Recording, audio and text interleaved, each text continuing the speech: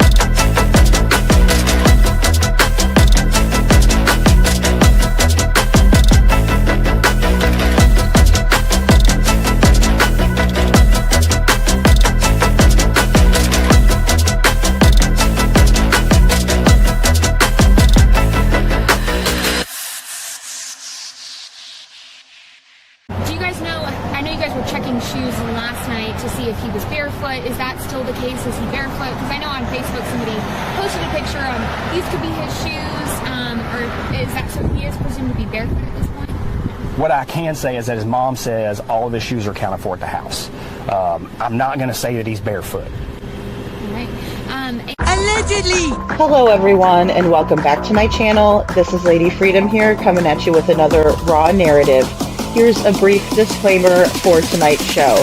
Let's watch. That's ignorant!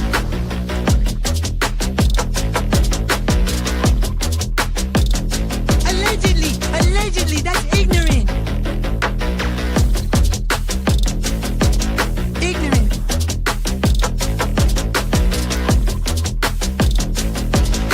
Judgment, Arthur. Oi, you read my thoughts. You've got the shinin. You mean shining? Shh, you wanna get sued? Judgment, Arthur. You just use that shin of yours to call me and I'll come a running. But don't be reading my mind between 4 and 5. That's Willie's time. Hey, yo, boss. I love it when he does that.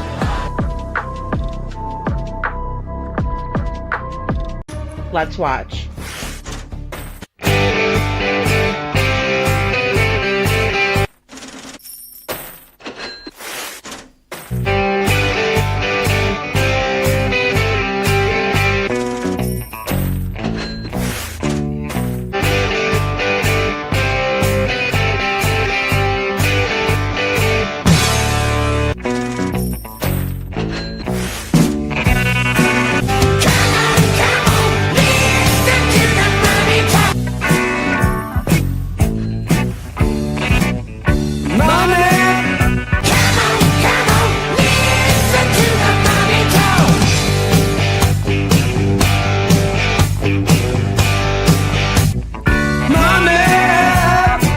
Don't get me back to good bullshit.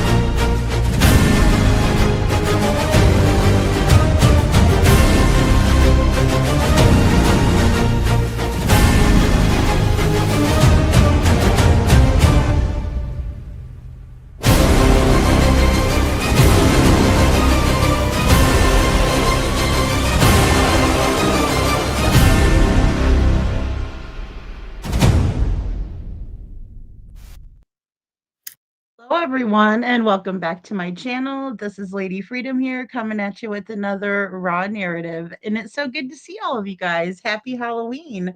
I had a bunch of different backdrops that I could pick from today that StreamYard put up for Halloween, so this was one of them.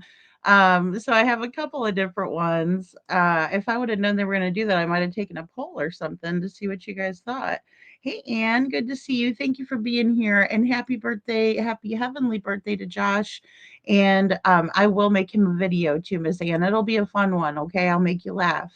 And you know, it's a good time to celebrate. I mean, you know, in some cultures, like with Day of the Dead or Dia de los Muertos, that's what it's all about, is honoring our loved ones. And I'll tell you guys, today I made a really nice video. I think you guys will enjoy it. But it was sad because, I mean, I think we've known for quite a while who was responsible for Michael Monkey Vaughan's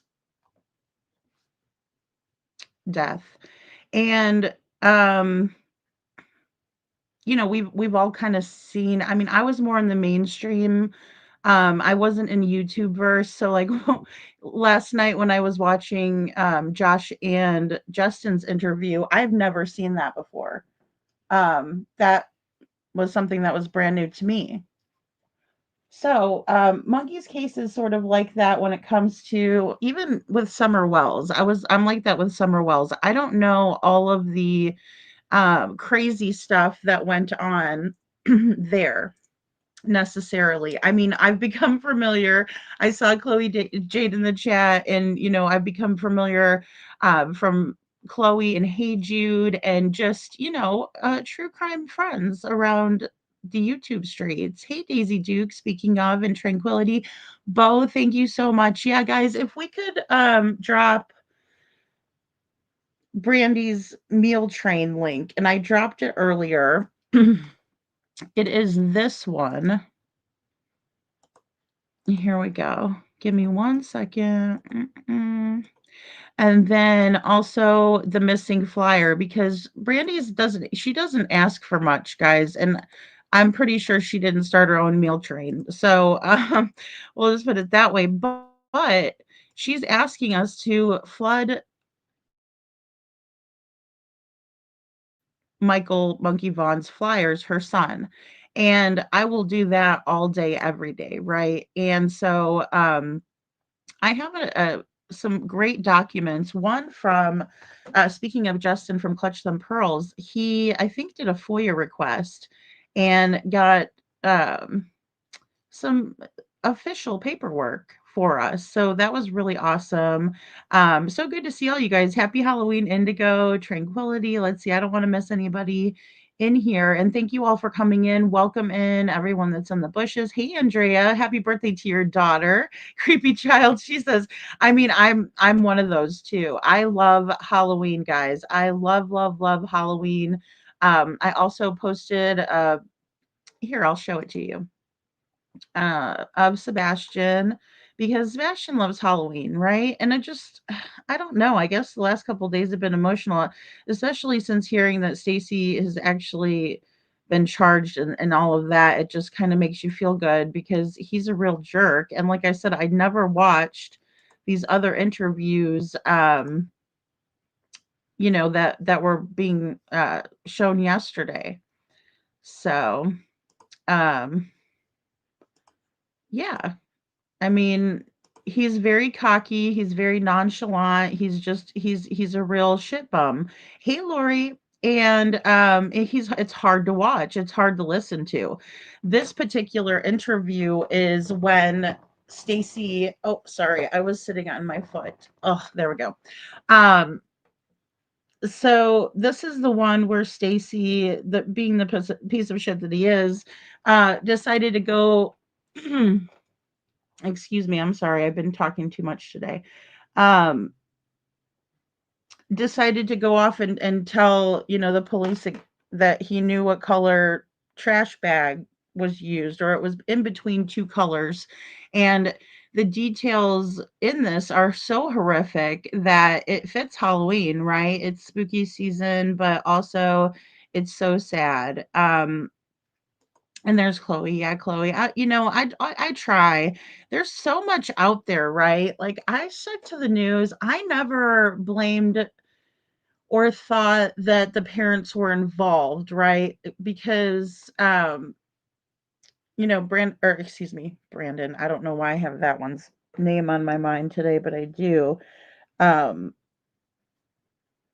but her husband Tyler, um, I didn't think anybody had anything to do with anything, Brandy or Tyler ever. I never did think that.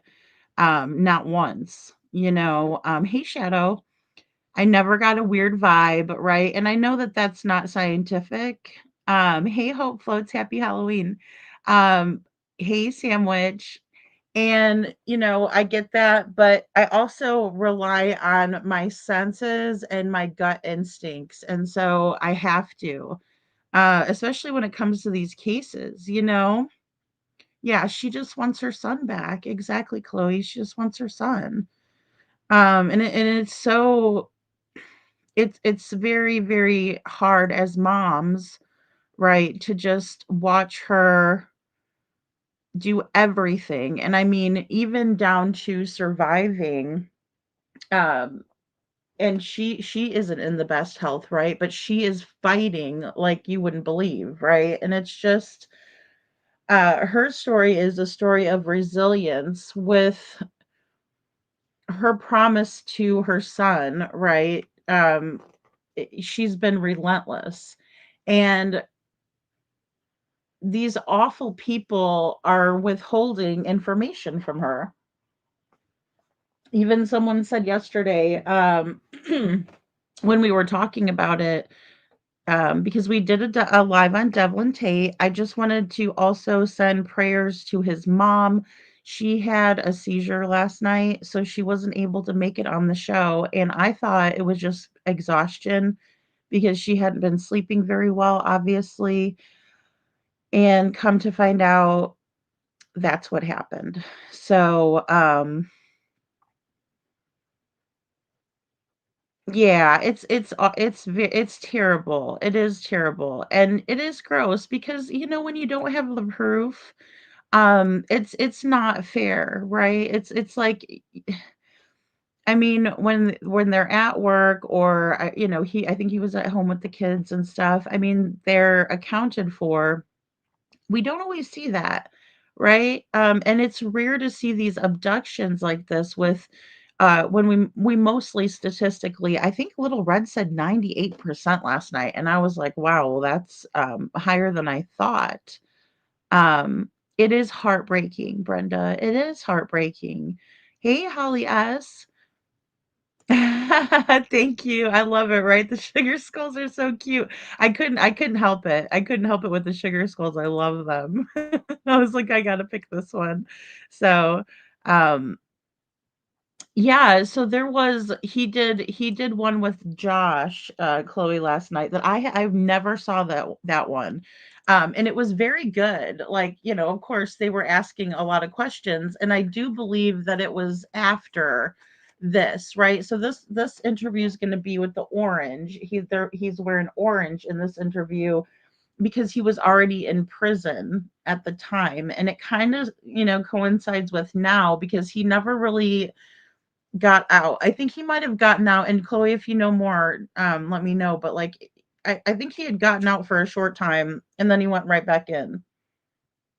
I mean, this guy's really scummy. And for those of you that don't know about it, we're gonna get into it because I want to start at the beginning and do a bit of a deep dive here. But first, let me share this. Sorry, I'm all over the place today, guys. I haven't even unpacked for my trip. I've just been going, going, going, going. So, but I like it that way. That's how it should be, right? We should keep going. And so, I just put hashtag Sebastian Rogers is hashtag still hashtag missing. I also put in that we are Sebastian's army and we are still Sebastian strong. All hashtags because I know they don't like the hashtags, but that's just too bad. And find Sebastian Rogers, right? Halloween is Sebastian's favorite. I think he likes Christmas too. What kid doesn't? But I know that he really enjoys Halloween, or so we've been told. And so, I made that for Sebastian today. Um, and thank you guys for commenting. I'll give you guys hearts right now. Hopefully, I'll go back and give you guys a comment. SI officer, thank you. Thank you so much, Bo. You guys are awesome. So there's that. But I wanted to, whoa, hey. But I wanted to show you guys a couple of clips from the beginning that I found here too. So just in case people aren't as aware, or, it's been quite a while since he was reported missing 4 years ago. So he went missing in July, just like Summer went missing in June, right? So he had a 4-year anniversary as well.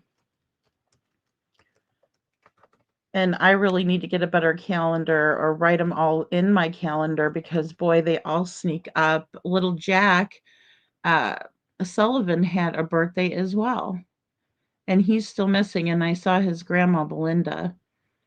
Um, Boy, Brandy is just so strong, so strong. Okay, so yeah, this is 9 months ago that they released it, and that's Clutch Them Pearls. Yeah, that they released it, the video. So give me 1 second here. But the one I uploaded, I just kind of changed it around a little bit. And because obviously, so Brooks from Crime Lines and Lies was actually talking with, excuse me, Stacey Wandra, right? Like she had conversations with him. And my hat's off to her because one person that I can think of recently that I would probably have a conversation that it would seem maybe the same would be Devlin Tate's adopted brother Matt, because he's a RSO first of all, and he's highly manipulative and also thinks he's a lot smarter than he is, and that's annoying to me. So, um, there's that. But I want to find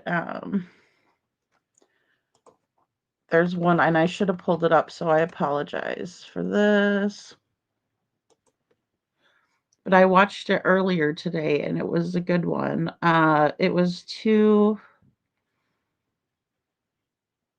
Hold on 1 second. See, all of it's going to be breaking news about Stacey Wandra, but I don't want to get there yet. I want to go back to 4 years ago, which I got the day two. There was a whole press conference that they did, but I don't want to go through the whole press conference. I just wanted to get one of these news clips in here because there were some good ones. Like 2 years ago, they did a special report because of this all coming about. But this guy's a real disgusting person, and dealing with people like that is tough. It just is. So, okay, now I'm getting into more years ago, and I can't believe it was 4 years ago. It doesn't seem that long. I'm sure it seems like an eternity for his family. So, here we go. This is one.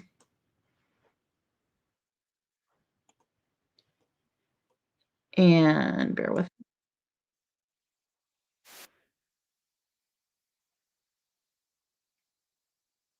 Alrighty, so here we go, guys. Let me present this up here really quick. I mean, they were searching all over for Monkey, right? It's, just like any of the other missing kids, they're using all kinds of resources to find him in the beginning. So this is going back into the beginning. 2's Michaela Ellich tells us what police are doing to find him. She's live here in studio. Michaela? Brent, as weeks go by, many people are holding their breath, just waiting for an answer as to where Michael may be.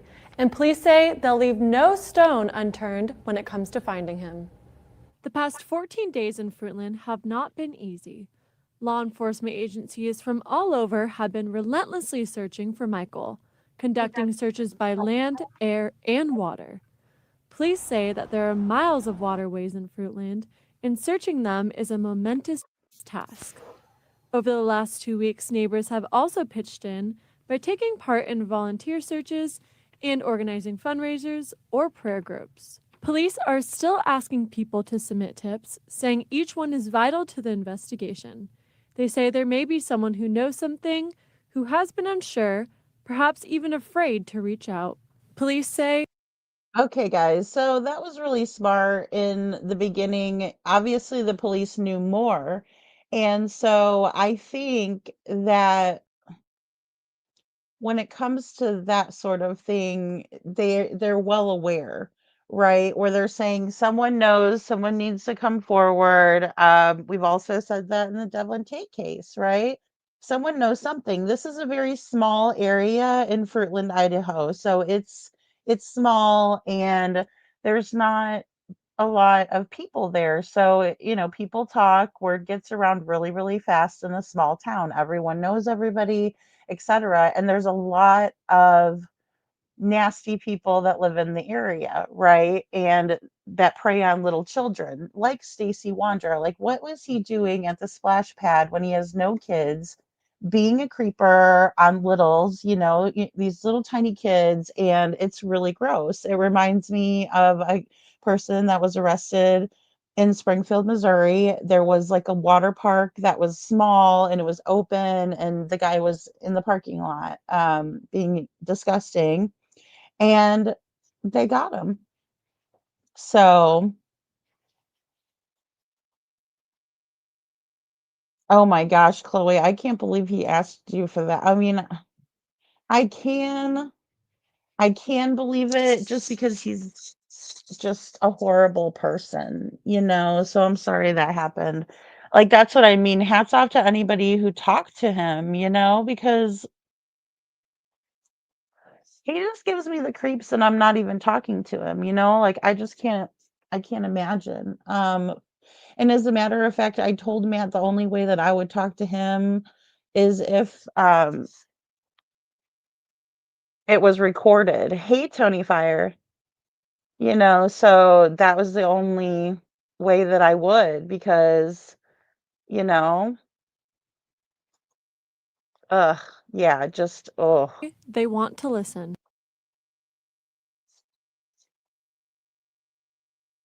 Police say his family remains fully cooperative and they're asking people to respect their privacy during this difficult time. Reporting live in the Right, guys, and I understand that, and especially if people were being horrible to them, right? Like, look at them. Oh my gosh. It has to be just terrible standing there. I mean, a blank look of just shock, I think, is what I see on Brandy's face. And just looking back at this, right? Because this is 2 weeks afterwards. Like I said, I have another clip that I'm going to show you guys as soon as it's done uploading. It's taking forever. It's driving me crazy. So, yeah, yeah, you had to shower and bleach, Chloe. Oh my, I feel that. I feel that. And it's like we want the information, but it's tough when you're dealing with somebody like that, right? Because they are, like I said again, manipulative. So, oh, if you talk to me, like Josh was saying that, and I mean, this is not a comparison by any means, but like he was saying that Stacy sent him an invoice for $100, and I was like, "Is that all your interview is worth to you?" First of all, he's lowballing himself. I'm trying to make you guys laugh, but he's just so scummy and slimy. So yeah, yeah, and Brandy has a lot of good support. I never heard of a channel last night. But I also was watching today here and there, right? Because they are very well acquainted with Brandy, and have her blessing on things. So I do try to go that route, you know. So he sent you some invoices for 500. Oh my Lord, Chloe. Oh my gosh. The fishing pole, Nisa Marie says the fishing pole, he was so worried about the fishing pole. Kind of makes you wonder, or kind of makes you think they've been around a lake as well. Maybe something fishy about that. And Brandon mentioned going and making videos. I know. Well, and he is a strange guy, right? Um, he's weird too. They're all, and they've all been prime suspects, but it was like they couldn't find Michael. And the saddest part is that they were, I believe, moving him different places, even though that sounds difficult to do. And it would be.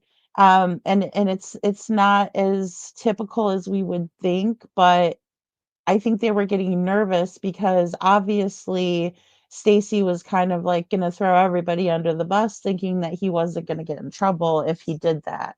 Right? He was like, I'm going to squawk and tell everybody, and then, step back and be like, oh, I was a good guy for telling. But he's also, an accessory. And among other things, I think that he knew there was just too much detail in what he was saying. Andrea says, I don't know this case through and through. Is there a reason these people did this other than evil? Did the perps know Michael? So, not to my knowledge. And Chloe, feel free to like chime in too, but not to the best of my knowledge. I think that they were opportunists and they were just around the neighborhood, right? Because they were kind of like scouting for kids, in my opinion. Just because why would Stacy be over at the splash pad when he doesn't have kids? And he's just a very weird guy, yeah, he told on himself, and he did tell on himself as well, like, in this interview. Obviously, that's what he was doing because he was in jail, and he was like, you know, he's trying to get out, so he's talking,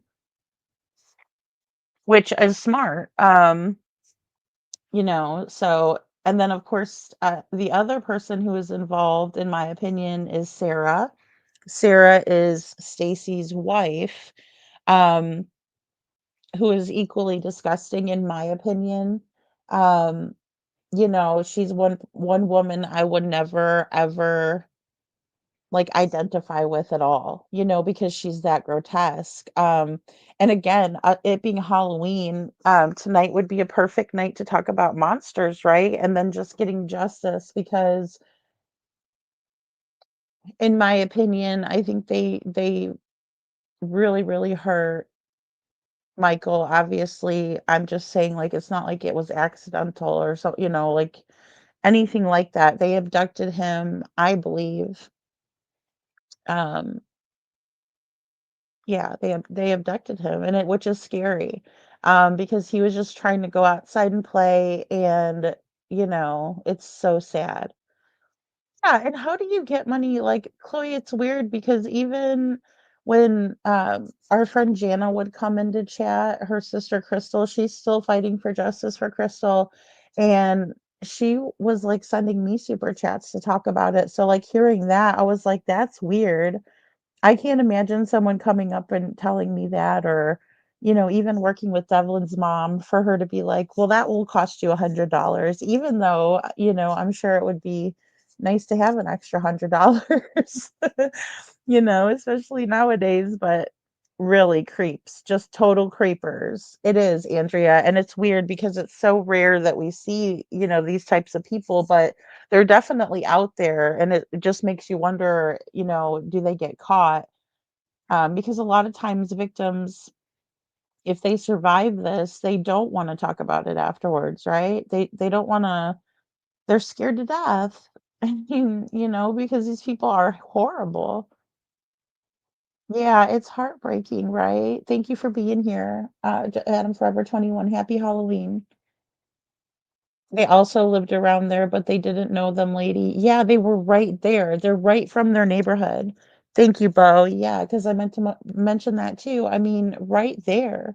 It's scary. I mean, it's scary to think about, oh, I live around the corner from some, complete psychos, and there's more than one, right? Like, I believe all four were involved, especially even in moving, and then they were blaming each other, right? They were just, oh, this one's going to roll over here and I'm going to tell on this one, and, so on and so forth, as long as I'm not in trouble. Hey, Tina Girl. Tina Girl says this case is so sad and it really, really breaks my heart. They did this for no reason, and that's for sure. Yeah, and I think the sickest part is them getting off on, making life harder on Brandy and her family. It's like they don't want to let it go. or whatever, like they don't want to let Michael go. I mean, they're holding him over their head. I mean, it's the most awful thing to think about, right? That somebody would do that. I mean, it's pure torture. You can see it on her face from the very beginning, right? Yeah, it's odd that they didn't know him, but I think that they were watching him absolutely, Chloe. I think they were watching and they stalked him. And they probably didn't, obviously know each other from the neighborhood or anything, and you just never know, you know? Yes, all the angel parents for sure. All the angel parents.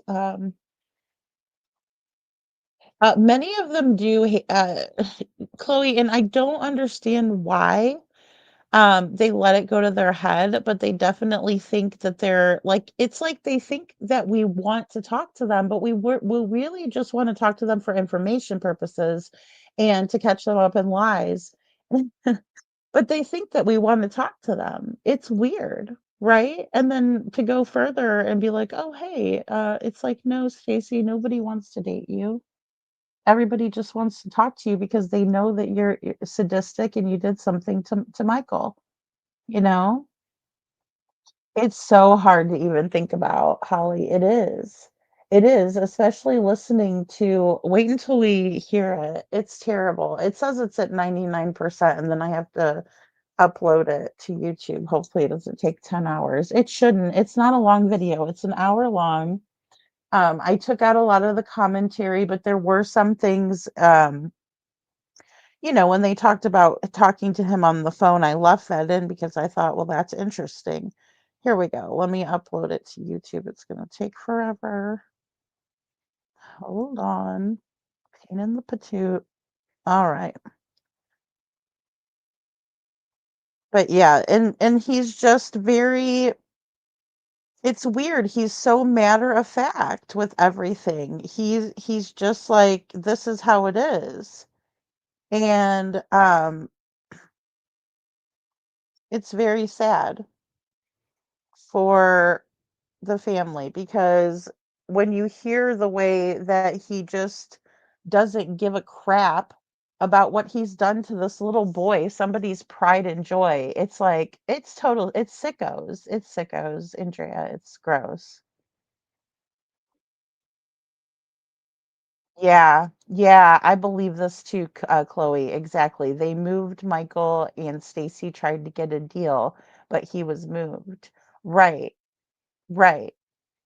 Yeah, just lead, please, like just lead them to him, right? Like for real this time. They know where he is, you know? Oh, he's so adorable and he looks just like his mom. And he deserves to be laid to rest, and just that weight needs to be lifted. She needs to fulfill her promise, and that's what gets me too. When I saw her talking too. Yeah, I wanna see him get off. Okay. I know, right? I wanna go to the trial too, Chloe. Oh my gosh. Oh my gosh. Yeah, they are. They're so gross. They're so, so, so, so gross. Mm. Mhm. Yeah, they did. Yeah, because he was showing them exactly where, like, it's weird how they were FaceTiming and showed exactly where he is? I think it should be televised. I do. With them having minimal exposure, Shadow, but I hope it is too, so that way everybody gets to see it.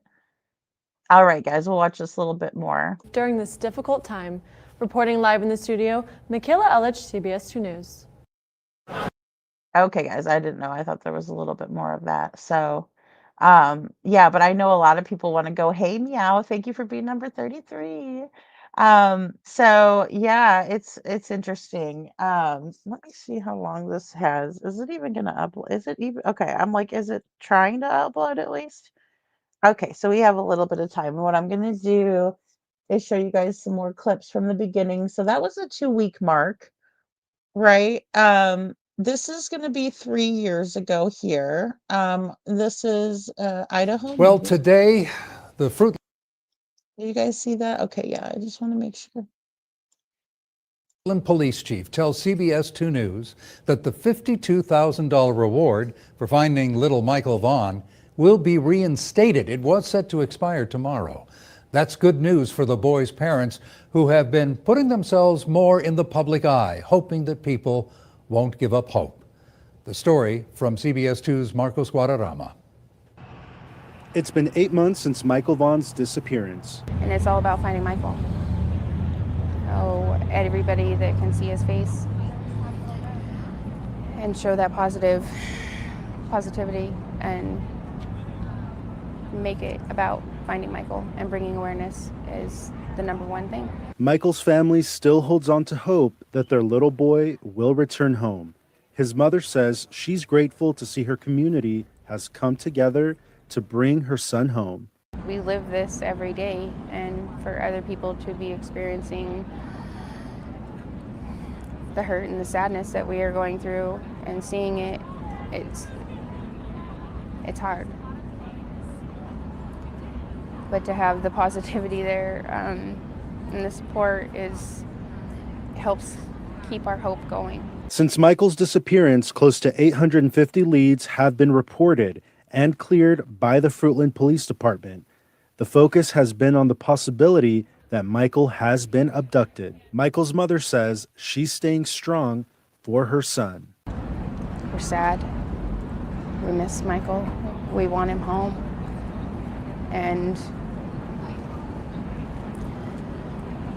But we have to keep living every day because they all need us. We have 4 kids.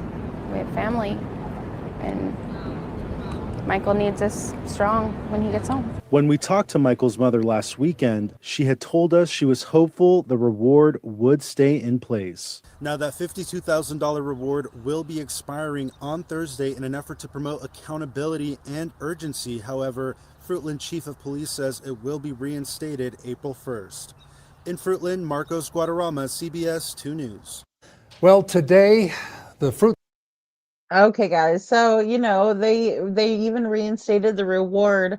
And it is typically when there's a reward given, in a missing child's case, it's because they're trying to get information, and who they're trying to get information from, they think that they're real scumbags, and money motivated most of the time, and they figure, if we offer enough money, someone's going to come forward and talk, and maybe, just maybe, Stacy thought he would get some reward money because obviously he's money motivated, right? He's super scummy, so yeah, he probably figured he might get a little chunk of that money, which is sad, you know. Yeah, and the confessions it's crap, right? It's awful. And I don't even know that it's a confession. It's more like pointing the finger, you know? Chloe says, Brandon, please speak. You took him to your mom's house. Brandon, quit hiding. Yeah, he's definitely hiding behind his mom, Chloe, for sure. No doubt. No doubt about it, you know? No doubt about it. They have, to my knowledge, Tina. I mean, the 2 of them are in jail. To my knowledge, the other 2 are out. They're not in jail. So, but they are involved, and they have definite guilty knowledge, in my opinion. Yeah, he's trying to get a deal. Exactly. He's trying to get a deal. He's trying to save his own behind. Absolutely. And it's absolutely the scummiest thing ever. You know, here's some more short clips. Let's see. There was another good one I watched earlier. Here's one from 6 hours ago. Let's watch this really quick while we watch. Build a website you love. We're going to getting back into, kind of where we're at today, right? It all kind of goes back. because they've been very, suspicious of all of these people from the very, very beginning, contrary to what they think. Go ahead, state your name. Stacy James Wondra. And Mr. Wondra, what is your date of birth? 9/12/92. Thank you. All right, so you are here this evening because the Idaho issued a warrant for your arrest. Correct. All right. Your Honor, so I have a question relating. So I have had no way to contact any relatives or anybody or any legal counsel to ask a recommendation of what I should do on this. Okay, so we have information, and then you can make a choice, or you can choose not to make a choice. Okay. So we'll get there. All right. And you said your date of birth was September 12th, 1992. Is that correct? All right. All right. As I mentioned, a warrant for your arrest has been issued by the state of Idaho. That state wants you back on its warrant. Before court, you were given some paperwork on a big white laminated card, which you had. Did you read that paperwork? Yes. Okay. As I stated, you have a warrant from the state of Idaho. You have a choice to make at this time. You can choose to waive your right to an extradition hearing and be sent back to Idaho within 30 days, or you can demand an extradition hearing and that a governor's warrant be signed by the governors of both states, that's Arizona and Idaho, before you are sent back to the state of Idaho. If you choose to waive your right to an extradition hearing, you would be held non-bondable in Maricopa County Jail for a period of up to 30 days to allow time for the requesting state to come for you. That 30 days would start tomorrow as long as you do not have any criminal charges pending against you anywhere in Arizona. If you do have criminal charges pending against you in Arizona, the 30-day period would not start until those charges are resolved. If you choose to have an extradition hearing, I will set your hearing for November 17th at 1:30 p.m. in the downtown Maricopa County Superior Court. I cannot appoint an attorney to represent you because extradition matters are civil in nature, but you would have the right to hire a lawyer at your expense if you choose. You are entitled to bail, which in this case would be a cash-only appearance bond in the amount of $1 million. If you are unable to post your bail, you would be held in custody during that time or until another judge modifies your bail. A governor's warrant signed by the governors of both states is required to extradite you to Idaho. That process could take up to 90 days. So you have a choice to make at this point. You can choose to waive your right to an extradition hearing and be held non-bondable here in Arizona for a period of 30 days, or you can you can go ahead with your extradition hearing on November 17th at I'll wait it. I'll wait the 30 days for them to come get me. Okay. All right. I understand at this time you do want to sign the waiver of extradition. I need to ask you some questions as I am making a record of this proceeding. Did you read the waiver of extradition paperwork? Yes. Okay. Do you understand that you do not have to sign the paperwork? Yes. Do you understand that you have the right to an extradition hearing? Yes. Do you understand that you have the right to hire a lawyer at your own expense? Yes. Do you understand that you have the right to demand that a governor's warrant be signed by the governors of both states before you are returned? Yes. Do you understand that you have the right to bail? Yes. Do you want to give up those rights and sign the paperwork? Yes.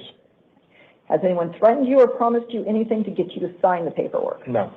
Have you had any drugs, alcohol, or medication within the last 24 hours? No. You got to say it out loud. No, I have not. Okay. I am finding that you are knowingly, intelligently, and voluntarily are signing the waiver, and I am also signing it. I am directing the sheriff's office to notify the requesting state that you are ready to return. The requesting state will have 30 days from tomorrow to pick you up unless there are local charges pending. If there are local charges pending, the 30 days will not start until the conclusion of that case. Do you have any questions? No, Your Honor. All right.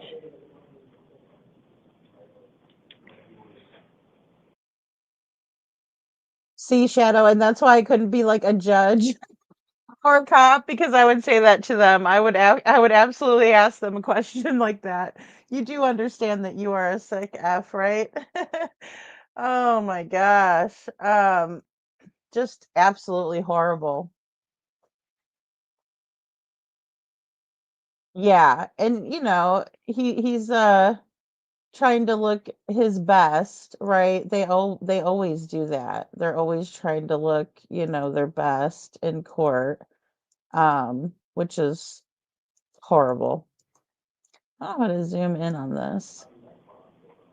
Because I kind of can't see him, but oh, let's press a button. Yeah, just lies, lies, lies, lies, left and right. That's all this guy knows how to do is lie. It's terrible. It's terrible, Bo. Okay, guys, so we don't have very much longer for that one to upload. Hopefully, it won't take forever. So that was his appearance today, right? That was from 6 hours ago. I know a lot of people have covered Michael's case and done a really good job on it too. So that's Igidmo. Let's see. Here's an awareness video. Soon, 3 semi-truck trailers will be crisscrossing the country with pictures of Michael Vaughan on them. Yeah, the idea is to get as many eyes on his face as possible and hope someone will be able to help bring him home. CBS News' Micheal Elich now has more on this effort, too. Monkey, we love you, baby. You're coming home. None of us are going to give up, I promise.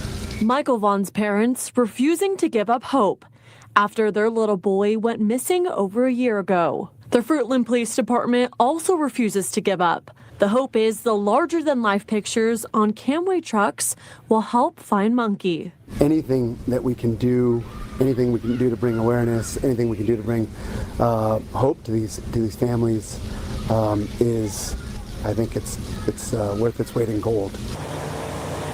The trucks will not only travel American highways, but Canadian as well.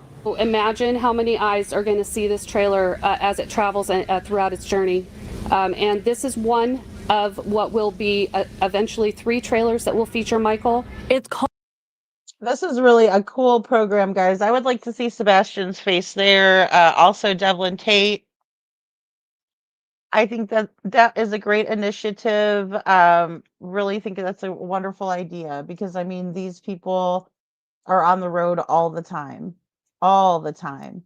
You know, I know. And Brandy's so strong. I mean, she is just so strong.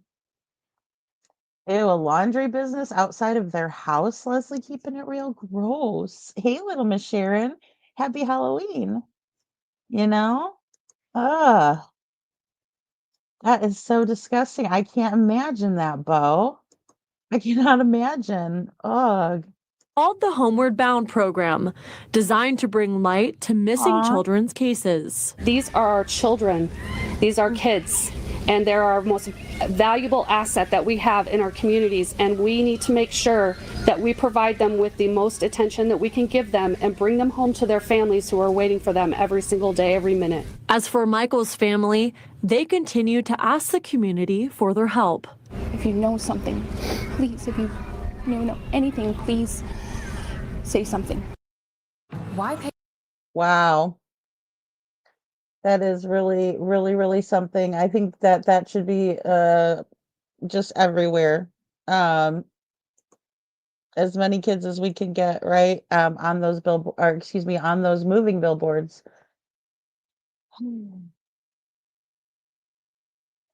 Oh my gosh, little Miss Sharon, I've been just running around like a chicken with my head cut off trying to get everything going with videos and stuff. I hope you guys enjoyed the Sebastian Rogers videos that I put out.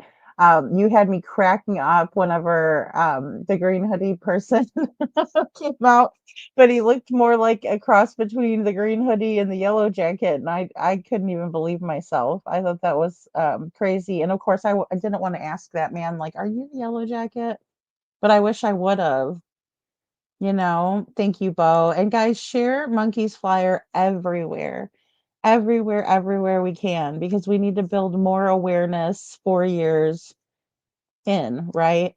4 years in, it's really important. So let's see. I don't know if I can play a bunch of News Nation, but we'll go ahead and play a little bit of it. Hopefully they won't strike me down. We continue to follow a missing case tonight. A 5-year-old from Idaho. His name is Micheal Vaughan. He disappeared after walking out of his family's home in Idaho almost 5 months ago and has not been seen since. Police have said that it is increasingly possible that Micheal was abducted, yet his disappearance at the time did not trigger an Amber Alert. I have a lot of questions about this case. I know you do as well. I'm going to bring in Jennifer Coffendorfer now. She's a former FBI agent. She's been closely following this case for the past couple of months. I'm going to spend a couple minutes with Jennifer asking my questions, and for you at home, all of you on social media who have been wanting to know about Michael's disappearance, you've got questions on your mind, you can send those questions to Twitter using the hashtag NewsNationPrime. And then after the next commercial break, we'll have your questions for Jennifer as well. Jennifer. Wow, guys, I must have missed this. This looks like it's pretty valuable information. Jennifer Coffendorfer, we're very familiar with her here. We've played her videos. She also has a YouTube channel too. So great little Miss Sharon. I hope you guys enjoyed them. I hope I helped put some things into perspective for other people. I'm not the best cinematographer person. And I was operating on my burner phone. So- no, I have two phones that I work off of. Um, so Oh yeah. Oh yeah. We're gonna hear about that one too, Chloe. Yeah. Oil and lube business. Yeah. Mm-hmm. Nisa Marie. They have excuses, right? They got tons of excuses. We got questions, they got excuses. As always, thank you. This case came to our attention in a fearful way. We saw this little boy's face, Monkey as his mom calls him, just vanished into thin air. I want to begin with what the mom said a moment ago in the piece. She said, "I believe somebody may have been watching our family when my son disappeared. There was a white car in the area that police are looking into. There was a man in that drainage tunnel that was unfamiliar. And also you heard police say there's an increasing possibility that Michael was abducted. As an investigator with your years of experience, what stands out to you about this little boy and him vanishing?" Well, you perfectly laid out, Marnie, all the facts that I would have said. This little boy is 5 years old. He's not a runaway. He's not visiting a girlfriend. This little boy is gone and missing, last seen literally going door to door in his neighborhood, very vulnerable for being abducted. And he was just looking to go out and play, guys. It's like, it's so sad. It's just so sad. Like, he's just going door to door, like, "Hey, can anybody play? Does anybody want to come out and play?" And he's taken advantage of, right? Like his innocence is taken advantage of, and his vulnerability and his naivete, right? He doesn't know any better. He thinks everybody's nice in this world because he's just a kid. And then you got these idiots. I can't even believe how many businesses they're claiming in the chat. I see you guys. Um, it's definitely straight out the 80s and 90s playbook, right? I mean, what about the white van? Do we know anything about a white van that any of them have? You know? Oh, he's just so cute, right? Oh my gosh. I don't know, Holly, because like I can see like an accident or something like that. Like, oh, Michael was running through, across the street and someone hit him on accident, and so they hid his body because they were scared that they would get in trouble and blah blah blah blah blah. That's not what happened. They preyed on this child. They preyed on him. Hey, Ann Brock. Jack off of all trades, CC. Master at none, except for being a worthless demon. I second that motion. Yeah, we're in the middle of night court. It's always night court when we're here, guys. So public opinions are welcome. I agree with that one. Yeah, just a demon straight from hell, and he's putting, this family through a nightmare, and I always like to lift Brandy up, but I understand, Tyler's right there with her, holding her hand, being there with her, and that's something that is very rare. So, There was an unfamiliar car in the area, an unfamiliar man in the area, and there is no reason to suspect he is anything other than abducted. Okay, so Jennifer, this is my question, but I have been following everybody on social media asking the very same thing about an Amber Alert. People want to know, why was an Amber Alert not issued? The Idaho State Police did send us some clarification on this case early on. They said with the information that was available in this case, we made the same notification as an Amber Alert. It's called EMPA. It's an emergency missing persons alert. But they said the state of Idaho follows national best and proven practices on endangered missing persons alert. So help us understand the decision by Idaho State Police or police in any matter when a child goes missing. Well, essentially, the Amber Alert being the gold standard for being able to find missing and abducted and endangered children is kept very close to the vest in terms of being able to issue one. They are used very sparingly. About 7 out of 10 cases in terms of those that have been issued an alert are actually recovered. And 17% of the 7 out of 10 are actually directly attributable to that alert. okay. So, a lot of cop talk, right? A lot of cop talk, and we are the public, right, over here. So, obviously, and I like Jen. I'm not saying, anything about her. I'm just saying that, now she's throwing out how, statistically Amber Alerts are wonderful and they work, but why wasn't one issued for Monkey?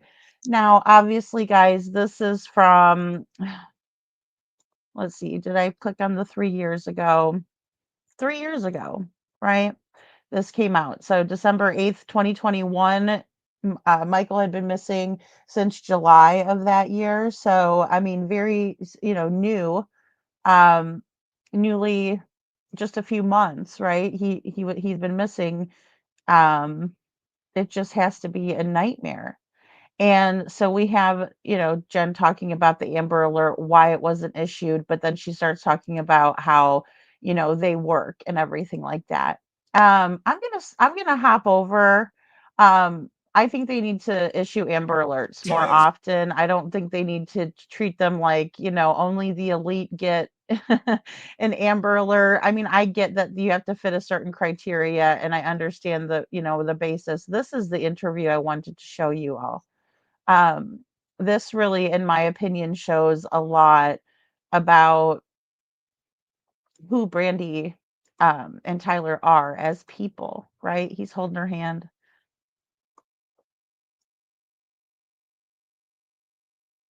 Hey, Butter Biscuit. Oh, I'm sorry, guys. I must have muted it. I muted it. Hold on one second. Let me switch back. Okay. To start off the press conference, can you tell me a little bit about how you're feeling about how it went and what type of information that they released, and how the investigation is going in your perspective?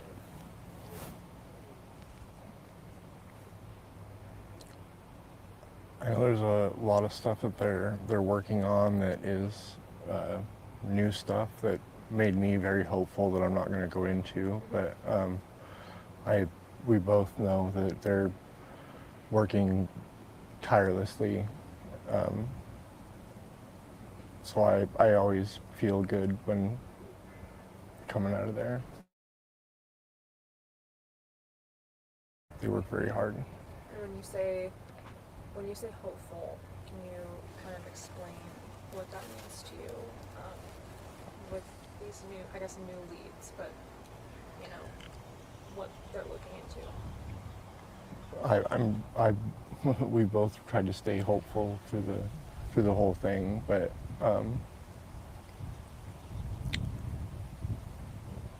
the things that are working on make me hopeful that we'll we'll have answers eventually, and he'll come home.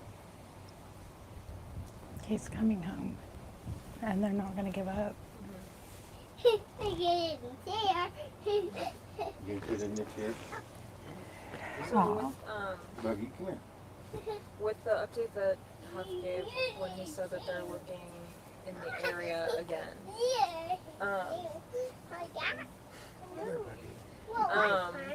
small one, right? do you know, do you know kind of if they're looking at like people that you guys know, or is it really just general, or is there anything you can speak to on that, or that? We don't really know anything other than There's persons nothing of that we can interest. speak on that matter, and they're looking into every lead and persons of interest. We don't know those, and what I can say is that they're doing everything they possibly can to find Michael. So.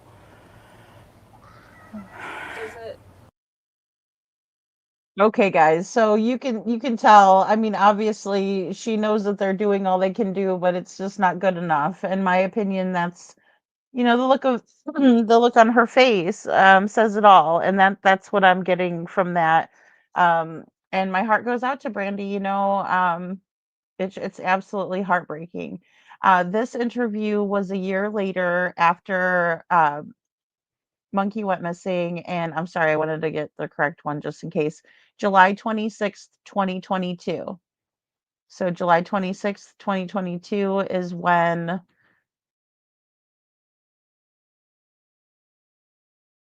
still obviously raw after a year. Just absolutely heartbreaking. So Huff said, well, the family hasn't been cleared, but they've been cooperative. Do you have any comment on that? Like, some people speculate that, because the family hasn't been cleared, that they're guilty, or they're this. But what do you guys take away from that? Because obviously it can be hard to clear somebody, just because everything is so outstanding. I kind of want to know what you think about that. I think they're doing everything they can to find Michael, and like you said, it's extremely hard to be 100% on anybody. So we're just taking it as it goes, and I'm sure eventually we'll get there. Have you guys been told otherwise? Because I know there's been rumors circulating around just online and even just around the community. Have you guys been told otherwise about being cleared? Imagine being able to build an app with your name on it, just by thinking about it. Meet Base 44.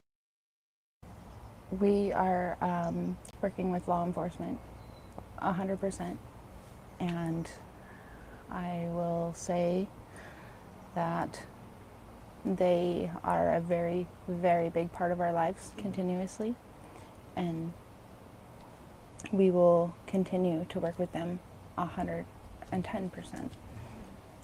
So when everything is cleared, or when they're ready to take that step, we'll be grateful, but we know it takes time. And just with information that's been released in the past year, it was pretty consecutive in the first early months. Started to slow down a little bit just from police, and now it's been a while. This was the first press conference we've had since November, which I guess kind of contributes to just speculation around the community. With the lack of information that's been released from police in the past 6 months, which has led to this speculation, do you think law enforcement should release more information, or just to combat those people that are coming up with these theories? Most of the theories, I think, are completely not grounded in reality for the most part. And I agree right there. I mean, and we see that all the time, guys. And I'm not trying to knock people's theories, but people do not think their theories all the way through.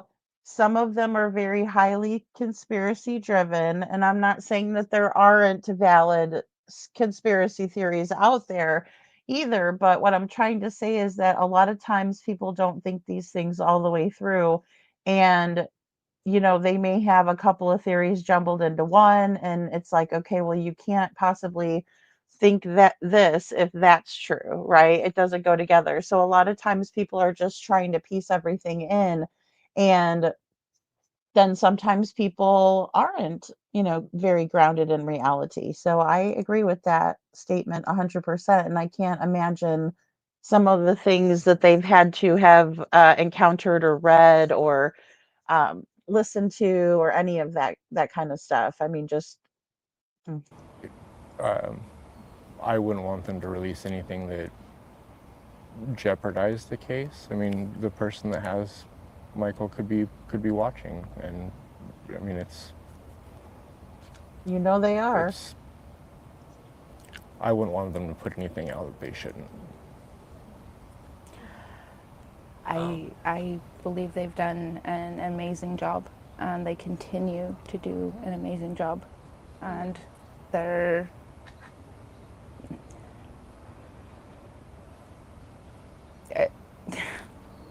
they're not. They know the facts. They know the truth. They have the truth, and the things they are working on is very important because Michael is our son, and they want him home just as much as we do. So for them to do what they're trying to do in their jobs is highly important. And I respect that. Yes, it is frustrating at times. But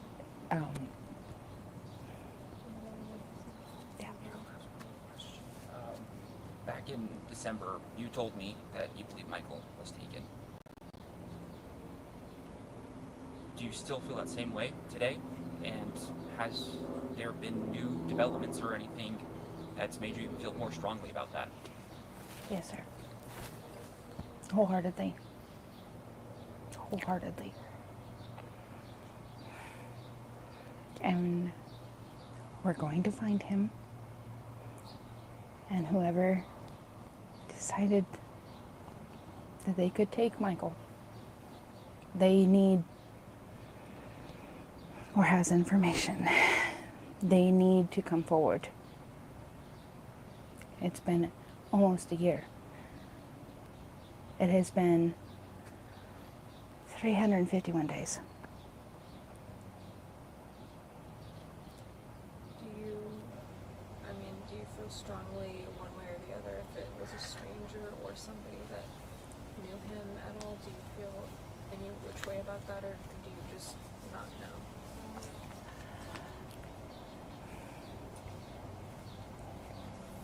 Don't know. Don't know. We don't definitely know. feel that he was taken. I mean, Tristan's been here from the beginning. There was Day one. thousands of people here.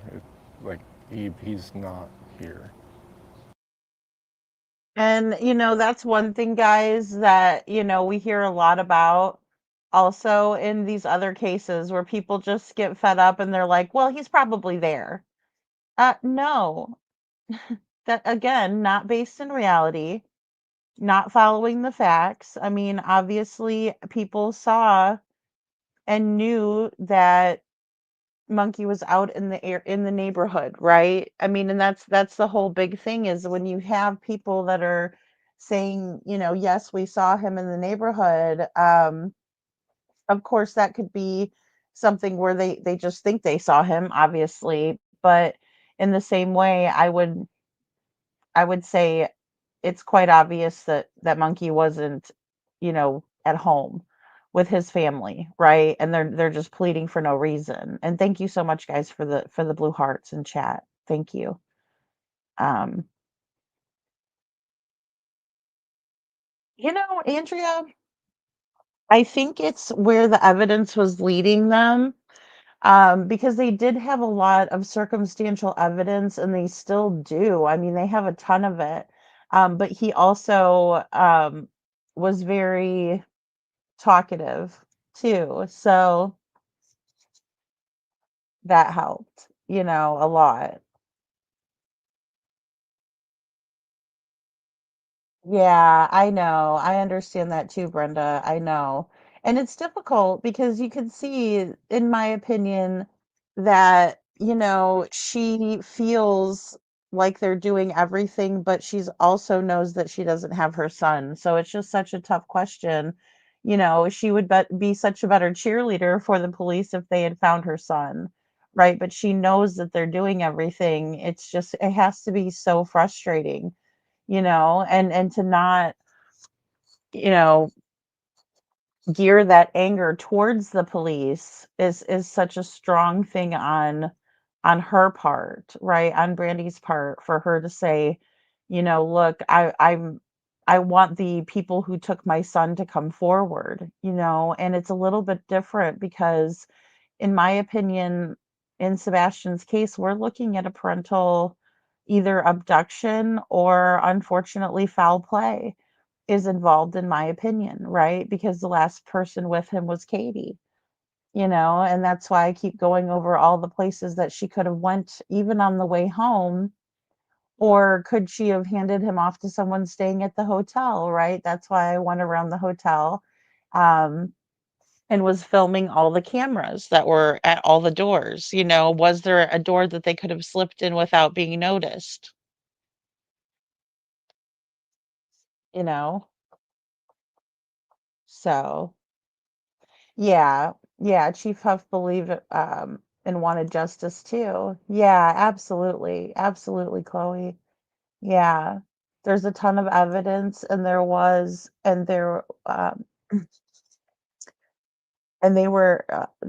taking, or just talking. Yeah, sorry. Hold on, let me read it over. There's a ton of evidence, and there was him talking, and there's video of him being in the areas. Yeah, yeah. So it's just, thank you. I mean, all of that combined, right? And at this point, they understand they're watching. Tyler says that. He's like, I know that they're watching this. Because at this point they were probably still, on the internet, and doing their dirt behind the scenes, which a lot of us don't know about, or we know to go to their Facebook pages and look for it, you know. And I do believe that too, Chloe, that the DA wanted to find Monkey first. It was like they were so close. And of course, what does, Stacy do besides give him a crumb, and then, everyone else is taking it away. So, because I do think that he was moved, and I don't know how many times. I'm guessing it had to have been at least 2 or 3. I know it was more than once. But they were also hot on the trail. You're welcome, Andrea. Yeah. Um, oh, geofencing. I don't know, Brenda. I didn't hear about the geofencing part of it, but that's really cool. Yeah, he has been a very strong force, Chief Huff has. He really has. And I think that they felt comfortable having him at the very least. So, yeah, he wanted to find him, and Stacy said the yard, and he was moved. Yeah. Yeah, exactly. Well, and they probably knew that he was gonna talk. He might have told his mom, and his mom tipped everybody off or something. I don't know, because I heard he's got a, bad relationship with his mom. So he must be somewhere else. Tyler, can you walk us through just that night? Um, you were home with the kids. Can you just walk us through everything that happened last July? Went back to change bug, Michael was playing on his Switch. She was sleeping, so it took a minute for me to rouse her. And then I changed a diaper and ordered pizza. Probably took me, I don't know, 15 minutes maybe. And came back out and went outside to smoke, and Monkey wasn't outside, so I figured he was inside with his brother, wasn't inside, and then I started to freak out, and it's all kind of a blur from there, just running all over the neighborhood. And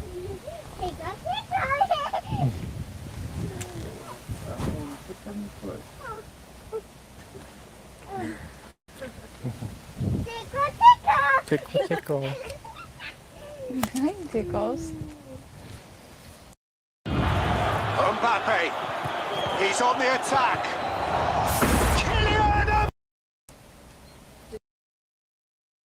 And guys, it just has to be so hard. I don't want to keep on breaking in here, but it has to be so hard, having such a sweet little girl running around, wanting to tickle everyone, and she's just happy as can be, and they're in just utter despair and turmoil. It's so sad. It breaks my heart. It really does, just knowing that you can see the look on Brandy's face right here, right?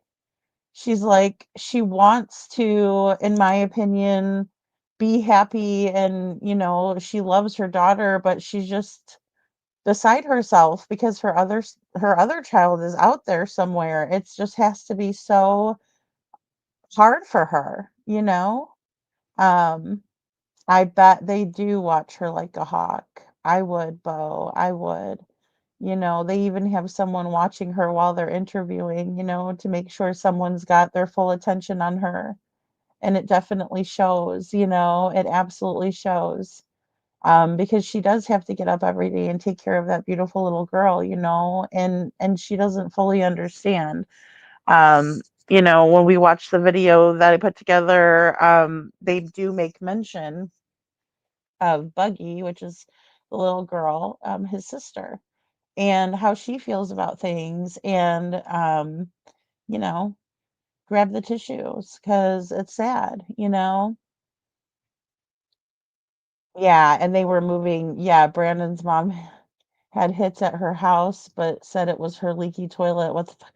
And they said it was like poop that the dogs hit on, like some sort of human feces, Chloe, and I don't understand that. Like, I think they say those off the wall shit ass comments just to throw people off, right? So, hey, Joe. Brandon's mom was out of town when Michael went missing and they used her house. Oh my gosh. No, it doesn't. A leaky toilet is nothing like body. Yeah, no, decomp. No. Mm-mm. Isn't that crazy?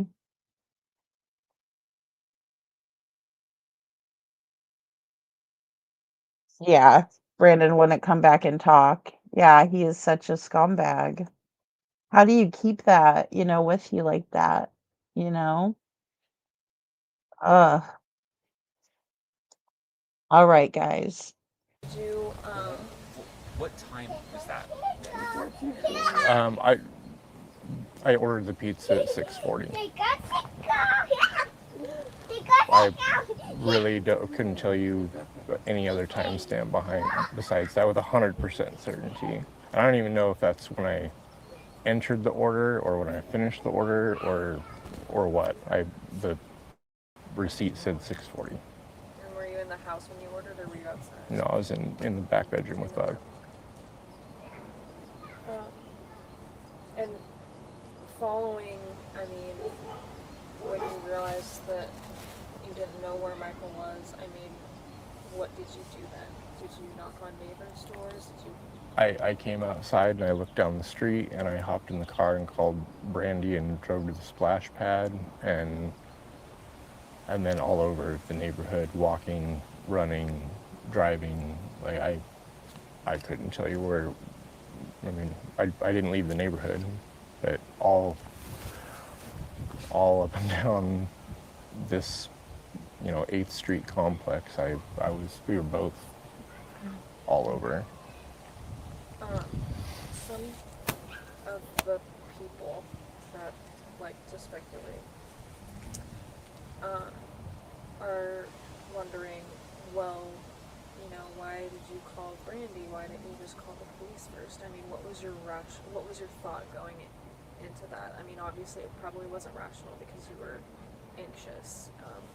But I mean, can you just explain a little bit about your process in that way? I was scared, and she was the first person I thought to call.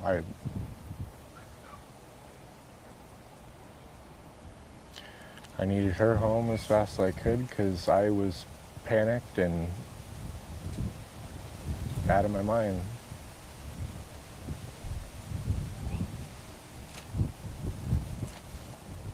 Just going off of that question, I just think, I'm sure you guys see a lot of stuff online as well. I mean, last person to see is people speculate about that. What would you say just to people to help clear your name a little bit? After an accident, it can be devastating and you don't know where to turn. But if Viles and Beckman... Okay, guys. So, of course, I mean, I think that's a really good question. And obviously, they were getting a lot of flack back and forth. And in my opinion, I watched this interview and I just remember thinking that I don't understand why anybody would think that they're involved, right? It wasn't on my radar at all, you know? And it just it seems like kind of a weird question for him. We don't hear them complaining about any of it though, and I find that to be really interesting, especially in comparison to Sebastian's case, right? Because in this scenario, we do have a mother who's missing her child, right? Biological child, and then this is her husband, right? Stepdad. And I call Tyler a stepdad because he's not a stepfoot, right? We know stepfoot is like Mr. Crispy, call me Mr. Chris, jerk stuff. So, but he just doesn't come off that way to me. He seems like an easygoing, laid back guy. Just was gonna order pizza for the kids, and Michael slipped away. You know, I mean, anybody that's looked into the timeline, I feel like, there was no time for me to do anything. Not to mention, I didn't leave the neighborhood besides in a cop car for 2 or 3 weeks. I mean, there's thousands of people everywhere. I mean, there's nothing that I could have done. I mean, I don't know how some people don't see that, but. Talk to me about your relationship with Michael. Yeah. What was he like to you?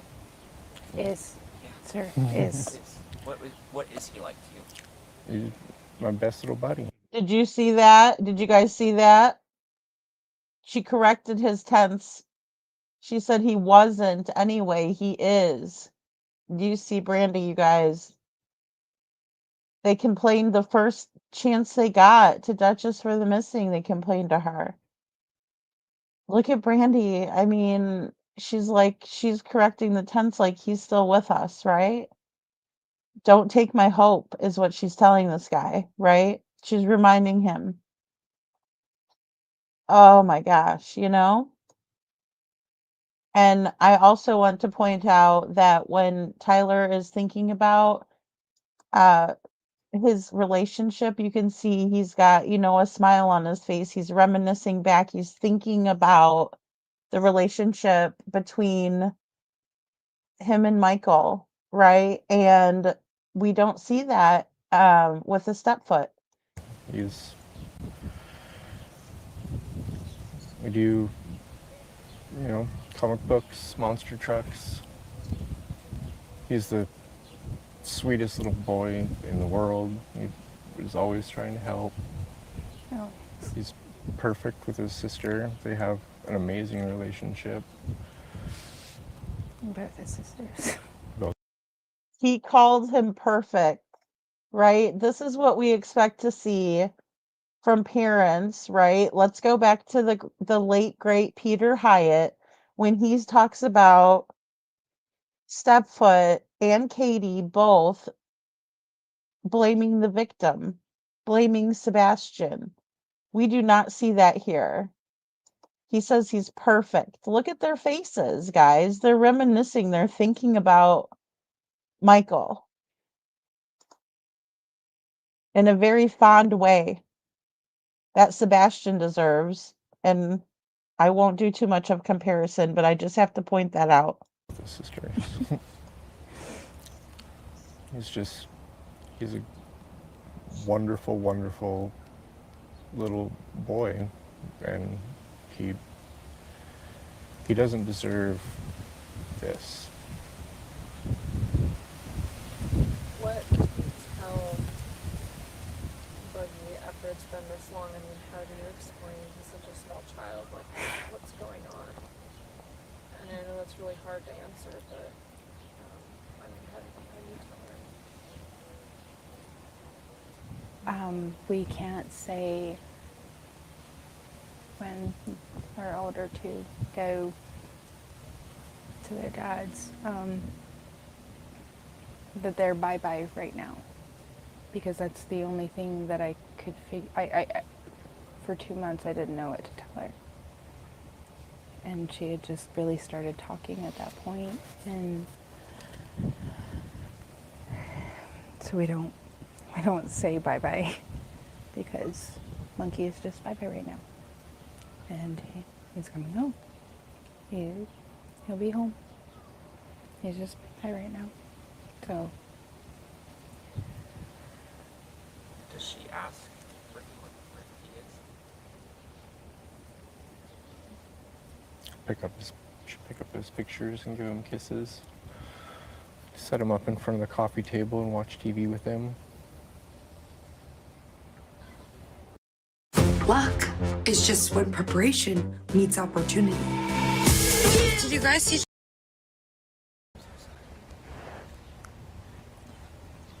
she pulls out his Batman cape and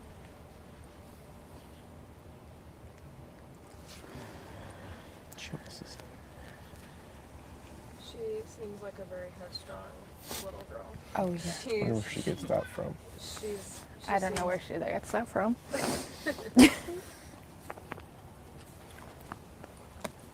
Looking back, as we approach 1 year mark, what do you, besides finding Uncle, bringing him home, what would you like to see law enforcement? What would you like to see the community? What would you like to see the world continue to do? Keep his face out there. Don't let the story go away. Bring him home. Bring him home. And Hope that, somebody finally sees one of these, or somebody finally gets the courage to come forward and give that tip that leads us to him, or maybe the person that has him, drop him off at a hospital or a police station or whatever. Just let him come back home. You mentioned hope. What does hope look like right now?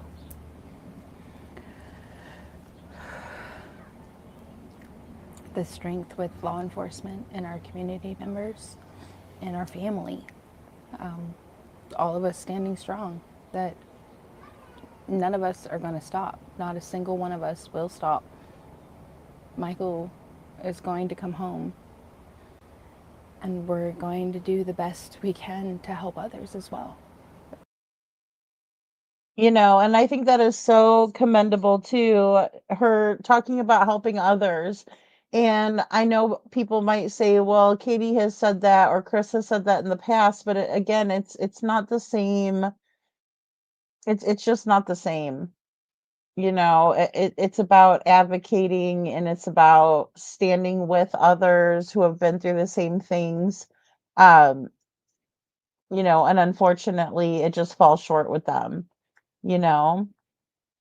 I don't know how anybody could accuse them. I don't know, Chloe, because I do remember watching this. And like I said, I was more following it through the mainstream, and this was just so heartbreaking to watch, and I always thought that they were genuine, both of them. So it's just, you know, it's sad. Yeah, it's a big difference, right, Leslie? It is. It definitely is. And have a piece of cheesecake for me too. No, I've never seen Katie like that. No, no. And they're completely different, right? Because, Brandy, it's like you get the same Brandy every time. You just get the same Brandy every time. You know? It's a huge difference. Does it feel like it's been a year?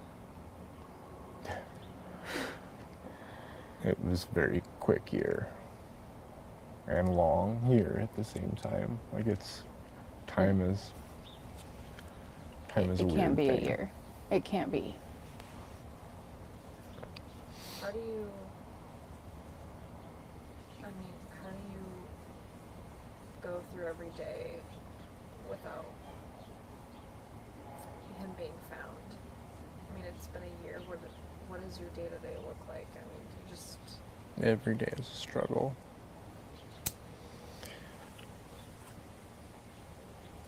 It's kind of how we do it is day to day. I don't want to get out of bed every day. But we do it. We do it, and we try to keep our stuff together. Try. And just get through every day. Hoping every day gets us closer to being whole again.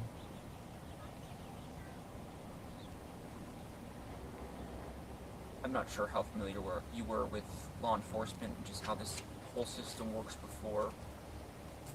Do you guys read, study other missing children's cases? And do you compare Michael's to other missing children's cases? Do you see timelines? And is there anything you've learned or obtained just in this last year that's kept you going? Or is there any cases that are similar to Michael's that you've seen success from?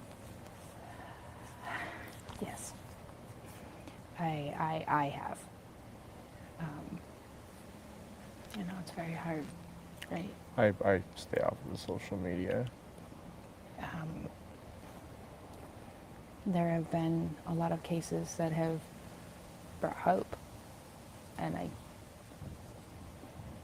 continue to share those. And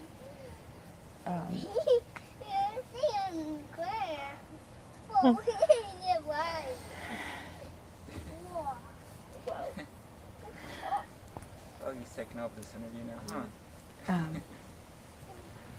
Well, you're going to be a reporter.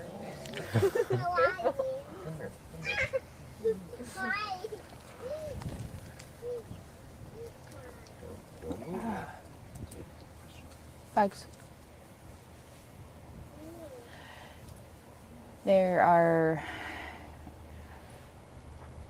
I want to help wherever I can.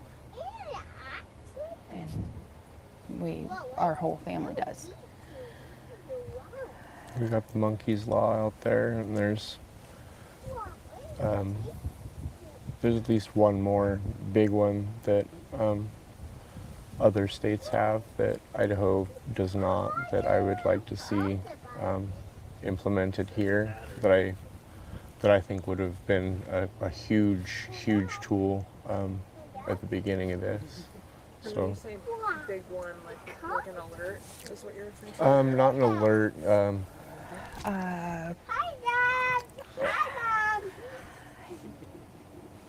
don't even know how much I can go into it, but it has to do with warrants. Like in some other states, they wouldn't have had to do the warrants. They would have just gotten the information they needed. Procedures for law enforcement Right to be able to utilize the tools that they needed at their discretion.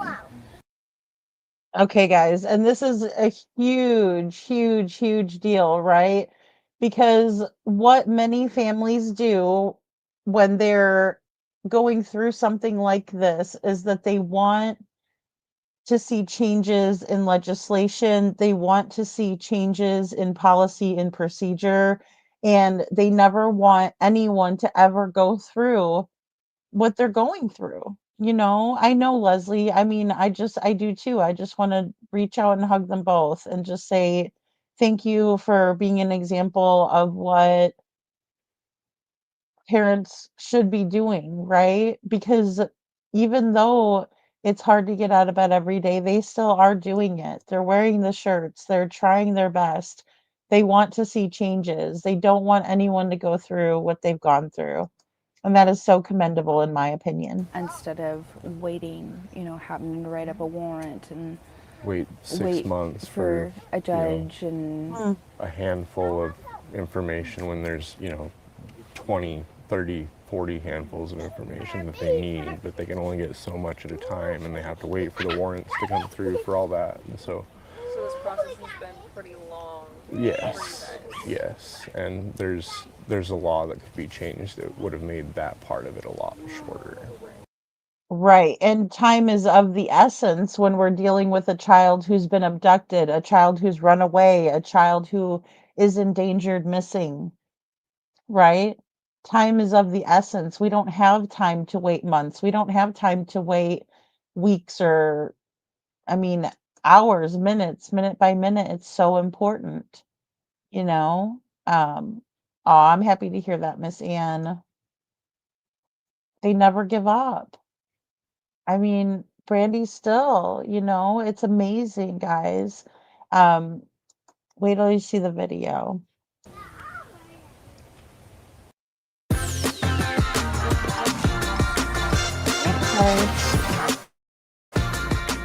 Ads. I mentioned this back in December when we spoke, talking about who do you turn to in times like this? What kind of support groups are out there?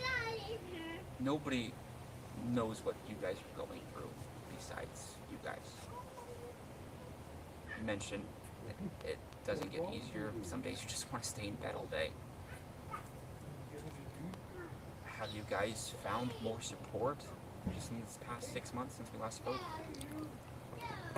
Brandy's been pretty heavily in counseling since the beginning. I'm in a peer group through the John Walsh Foundation. I help them to hope. Foundation. So I speak with another lady every week about, and she's been through a very similar situation. So it's that's helped me. We've I also, tried the with a few other foundations. Yeah. They've been very helpful. Kane and Melissa. The Karen Hartman Foundation has been extremely helpful. I mean, not maybe necessarily the same situation, but let me sit down. Kind of piggybacking off, the photos that you two have. I mean, guys, just look at Brandy. Like, look at her mothering skills, right? I mean, I'm just saying, it's natural. She's very nurturing, right? She just picks her baby up and just holds her tight. Oh my gosh. I don't know how anybody can see that and not see how genuine she is. Where does that come from? Like, where is it information? Is it, faith or beliefs or just a gut feeling? I mean, where does hope come from within you?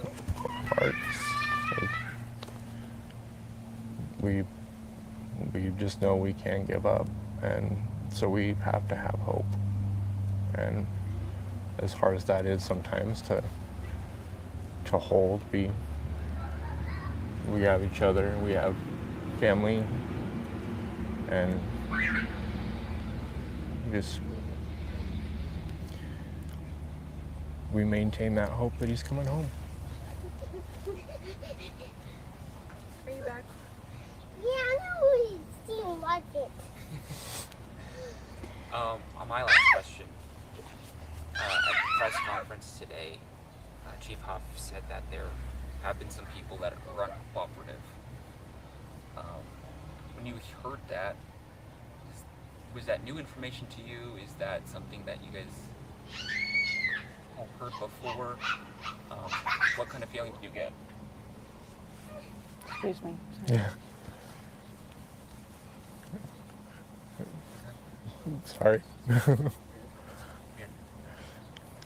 That happens sometimes. Yeah. I mean, they're probably like, why are these cameras on here? Yeah, but that's... Or they know, and... What is that like? You guys have to kind of keep a close eye on a lot of stuff. Everything. Yeah. I mean, just... We've safety only had one Well, bad scenario, but right. we do have to deal with stuff like that on Law almost enforcement the was daily. right here in a minute, so less than a minute. Was it just someone harassing you guys? Yes. Yeah, it was a private press conference when we did it inside the In city November. hall. Somebody followed us home from that press conference, and it turned into a... Not a great scenario. So. But yeah, that's my... Wow. So that's terrible, right? Just absolutely awful. Other questions. Sorry. Just, you said that some people have been uncooperative. What kind of feeling did you guys get? What's going through your mind? Why would you not cooperate? Why? Like, it's been almost a year, and you have watched us walk every inch of this town every day. We work locally. Why? You see us. You see us every day. You see our family. You see our children that are heartbroken. All of us are heartbroken. Why wouldn't you be? It's a missing child. Why wouldn't you?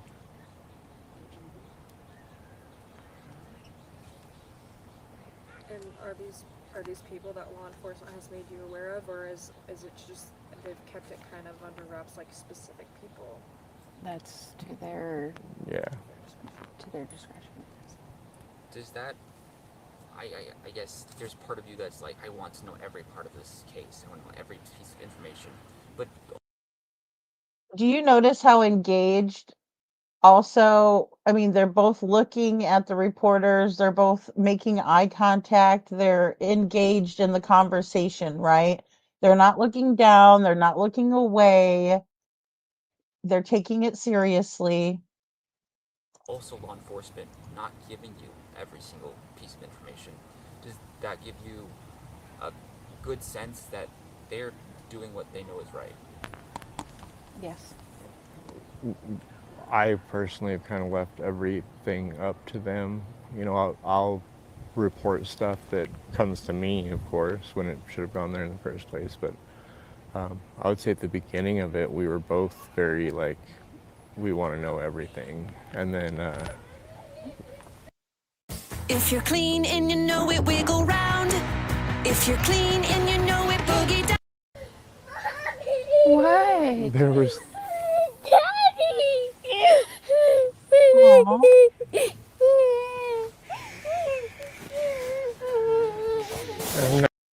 And then if you notice, poor little Buggy, she got scared by something over there. I guess there was a bee or something, and she runs right to Tyler, right? Because he's gonna protect her. So, yeah, I don't know. There are certain things that that happened that changed my mind really fast about wanting to know everything. You know, there's some not very nice people in this world, and we have learned that the hard way. Yeah. You want to go inside? We appreciate the time. Is there anything you guys I wanna want say We'll climb in a second, okay? before we wrap up? Please, please, please, please, Papa will help you climb. Papa, please. The attention's immediately diverted. Yeah, is there anything you guys just want to say before we go? We appreciate the police department and all the agencies involved for keeping doing what they were doing. We appreciate Tristan. He's been very good about keeping the story out there, and we want our baby home.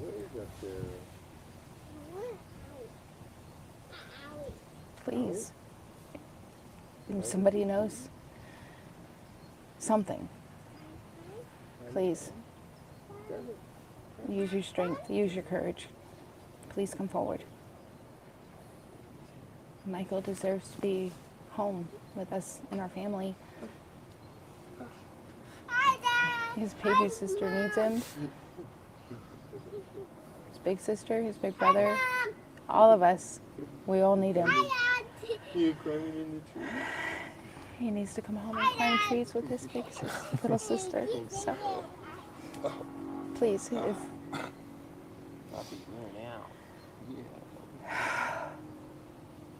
please,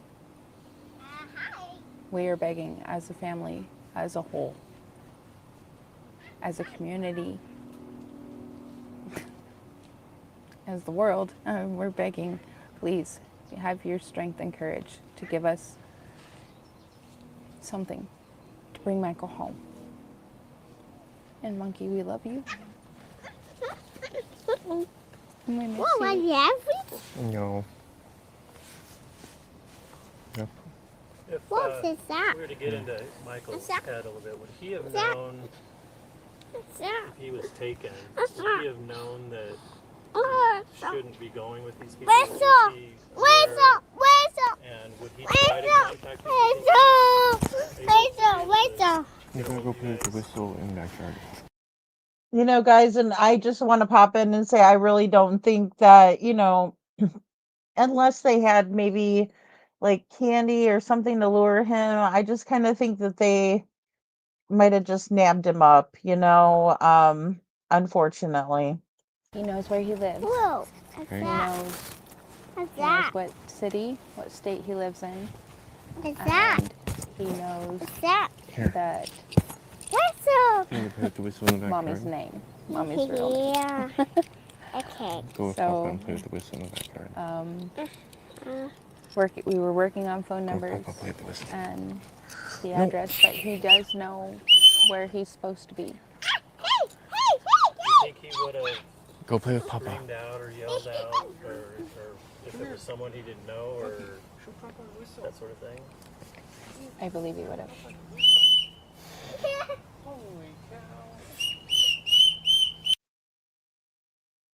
Okay, guys, so it looks like that's the end of the interview there. Um, it's just so hard and I know a lot of yes, thank you, Bo. Thank you so very much for doing that, guys. Thank you, mods. Um, and please share the flyer too. Here is the link for Missing and Exploited Children, the National Center for Missing and Exploited Children. Share out Monkey's flyer, please. There's some really nice ones that I added into this video. I'm going to share with you guys here. So just give me one second. Let me go back to this and uploaded this video here. All right, guys. So this is going to be a little tribute to Michael Monkey Vaughan because, I know that we probably already know what happened to him. So here we go. Or some of what happened. Oh, sorry, guys. I did not mean to do that. My bad. Okay. my end. I'm sorry. Hold on. Oh, what a nightmare. Okay. Speaking of pain in the butt. Let's see. Okay, and it's not muted. And you guys can see it. Should be able to. Okay.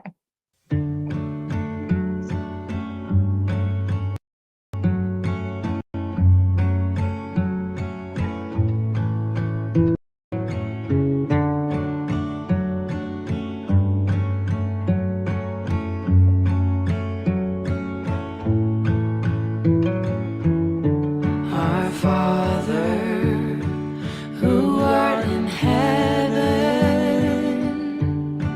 hallowed be thy name.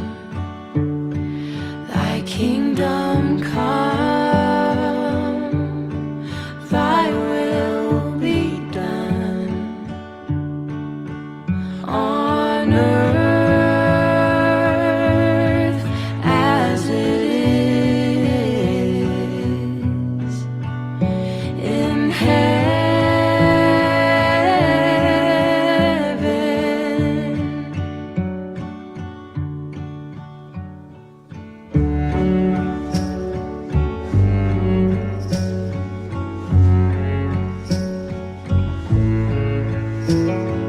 Give us this day our daily bread, and forgive us as we forgive. And lead us not into temptation, and deliver us from evil. For thine is the kingdom, and the power, and the glory forever.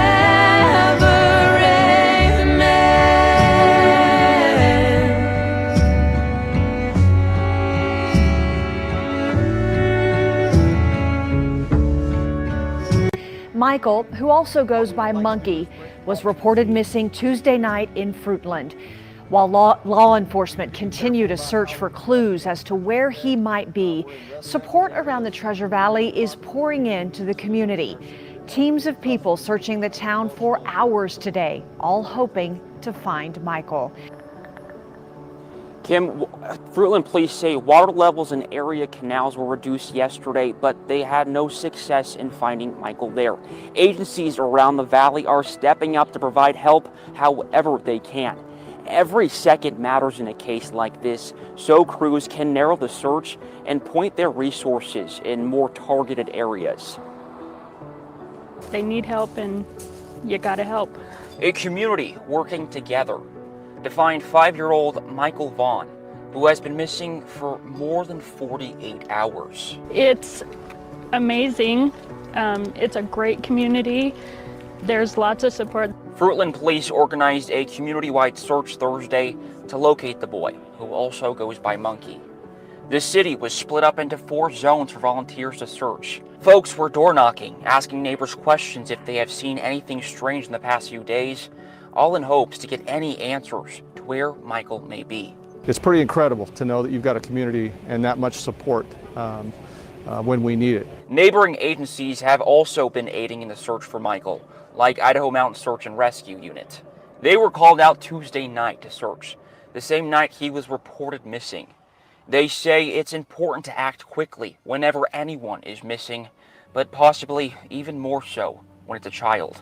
If they were experiencing anxiety from in being lost and being separated from their family and loved ones and surroundings that they're familiar with, you easing that emotional distress and getting them back to their family is clearly of paramount importance. Their part in locating Michael consisted of using search teams, trackers, canines, drones, even bikes.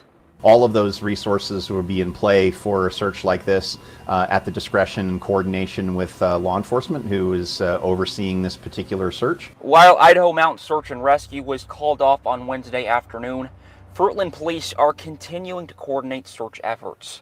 As community members remain involved in the search for Michael, Idaho Mountain Search and Rescue says it's crucial for people to stay in touch with officials while doing so. We don't have teams of folks that are searching the same area repetitively and potentially inadvertently missing areas that are important that need to be searched. When our clients come and they're catastrophically injured, when they're overwhelmed financially. Okay, guys, so they pulled out all the stops, right? And thank you so much for all the blue hearts in the chat, guys. So yeah, they pulled out all the stops again, drones, the aircraft, they had boots on the ground, everyone searching. Thank you, Miss Anne. You know, and so it's amazing that they didn't find Monkey because the last time he was kind of spotted was out, right, in the neighborhood. And so at that point, I would definitely be thinking that someone might have, you know, scooped him up or, you know, lured him away, you know, under false pretenses, so to speak. As of tonight, this search remains very active, and police are asking everyone in the area to thoroughly search their property. If anyone is doing a search and comes across anything, you are asked to contact Fruitland Police as soon as possible.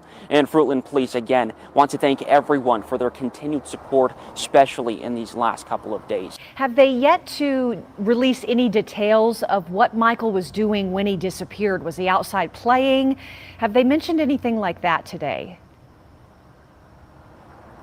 Not many new details have been released since last night after we got that news release, so a lot of those details are still up in the air as to what we do know. All right, show you the picture one more time of Michael. If you know where he is, please call 911 or the Payette County Sheriff's Office. And exactly, Little Redo, you know, he was inside one of their homes, right? And I'm thinking it was the Wandra residence, you know, just to start out with, right? Because they kind of had, you know, the trap house and all kinds of nasty stuff was going on over there. And then this, guys, is coming in. So this is Stacy spills it all and more in his confession. Hashtag Michael Vaughan, hashtag crime. This is going out from Crime Lines and Lies with Brooks, right? And she had spoke with Wandra, right? And all of that jazz, right? She's very familiar with the case. She's covered it. She's also spoke with um, Brandy herself. And so very reliable source in my opinion, you know, and I like Brooke. She's good. So let me just pull her in here. Let's see. I know she has another channel. I went over and watched the funeral for Charlie Kirk over there. So, um, there we go. So, definitely go check her out if you guys don't know. I'm sure you guys do, though. She's pretty well known. Now, this is from her January 15th live show, 2025, right? So, the beginning of this year, because things have been, you know, churning up, right? And this was released. This is the first part of Stacey Wandra's not at all under duress confession, right? And we'll start there. Please sub to Monkey's Army on YouTube, guys, too. Please, justice will be served. 3, 2, 1, right? So when some people say, oh no, he's just sending them on a wild goose chase, you know, an Easter egg hunt, if you will, you know, trying to pick an egg with the money in it or whatever. But the dogs hit at the 2 places he told them. Exactly. So like Eileen said, thank you. Eileen said, who knows how many times Michael's been moved. Right. That's why the interview with Chief Huff was so important. He said, for people that say no body, no crime, or however he phrased it, he goes, they have so much circumstantial evidence. Don't underestimate the amount of circumstantial evidence. And it's only going to take that one thing to tip the balance away from him. I don't know if Stacey's out now because I know he got put back in jail over Christmas, but he's never going to be able to come on a YouTube channel again and say that this never happened, that he never gave the confession. He never said that's where Michael was. He never said any of this, because look what just came out now. He said it. He did it. He pointed them. He told them. And why would they go into into his house with Sarah in there, and she suddenly say, "Oh, my high God just told me that it was Stacey and Adrian that did it, and they buried him in the neighbor's backyard." Like, how the heck? I mean, there's no way that you can't see those three things as being completely connected. He said that they buried him in the backyard. Sarah said they buried him in the backyard. And then he just said, and if he's not there, go check over at Brandon's mum's house, which is where the dogs also hit on a scent in the backyard. And they did. But she said it was poop. No, it wasn't poop. This was in. Okay, so yes, this is Brooke's channel, Crime Lines and Lies, right? And this is them reviewing an interview, and this is the body cam, or this is the timestamp and everything, November 12th, 2022, right? But it was just recently released around the January of 25 mark, right? So very interesting. And I kind of mixed it up a little bit because they're going to come full circle with what they're talking about here. November of 2022, they had already started the dig in the backyard. So this phone call, this FaceTime, was to get more information because they weren't finding Michael. They knew Michael had been there. And it really got me when Stacey goes, "Well, I've been here for a while." He was, but if you don't find him there, check the house in Kuna by the trees. Which is really ironic, because those two locations are exactly the two locations that they say they were at on the evening that Monkey was abducted. Those are exactly the two locations where they were, at their home and at the house in Kuna, where he just told them maybe to check if he's not at the house in Fruitland. Michael Vaughan, abducted July of 2021. Thing is, it's not just circumstantial. They have forensic evidence as well. Yeah. Michael was in that house. They have evidence that he was buried that we know of in the Wanderer's backyard. Own a vacation rental? If it's not listed on Booking.com, it's invisible to millions of travelers. And they know where Brandon's at, and they know where Adrian's at. They know where Sarah's at as well, because she's in jail, in prison. Oh, yeah. Besides the ones that are in jail. Yeah. Go get them. I'm telling you. This has got me higher than a kite. I'm so mad. I don't mean high that way. And they have this confession that took them right. The dogs took them right where he said. Yeah. Brandy knows that we're doing this. She said, absolutely, as an answer to my question, if, I can do this. She said, "I'm sorry this has to come out. There will be more. Please know it is very hard to listen to. I have heard the entirety of what is being released. There is more that will not, N-O-T, be public until trial." She said, "I love you and Kat very much. Please give everyone my love. I had heard all of this before I confronted Stacey." Okay. And then she said to let mainly she's saying this to Kat, that this in no way will jeopardize Michael's case. Okay? Yep. Joe Popovich at Brooks has admitted where Michael is. Yeah, he did. The question is, we don't know where he was moved to. That's what I'm gathering, or who moved him. And mind you, this is from November 12th of 2022. As you know, shortly after is when they excavated the backyard. Not long after that is when they took the dogs to the residence in Kuna. That belongs to Brandon's mom.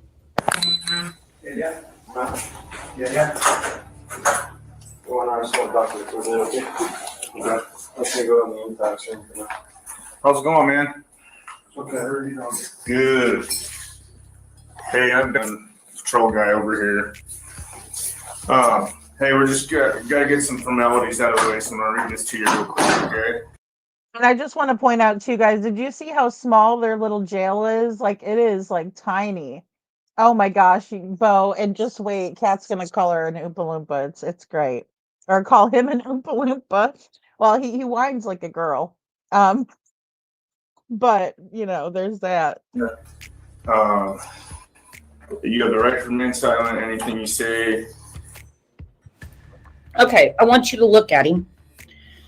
He's saying, he said to Brandy, he said to me, I don't even know who else he said this to, but most recently to Brandy, that he just made up some BS story to get the cops off his back.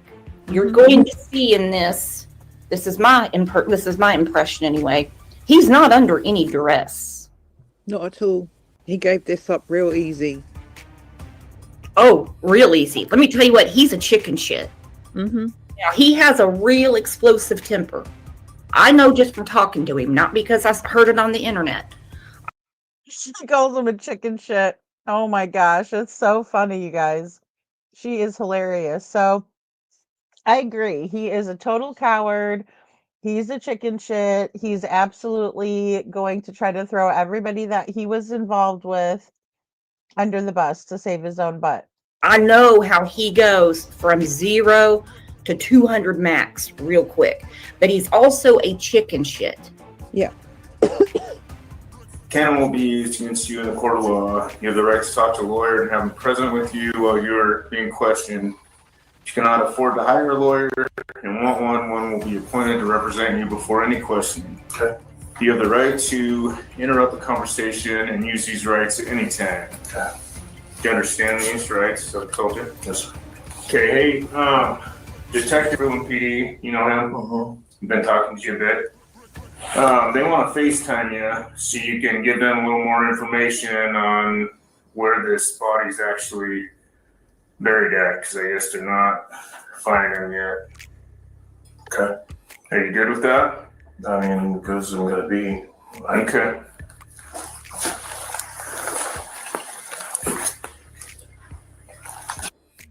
This is from 11/12 of 2022, November 12th of 2022. It's just been released. It is not the entirety. The rest will come out at trial. Okay, guys, and I just want to pop in and say this. I was in Josh's and Justin's chat last night, and people were saying that Brandy had to listen to all of this being done, right? Because they live in the same neighborhood as these people.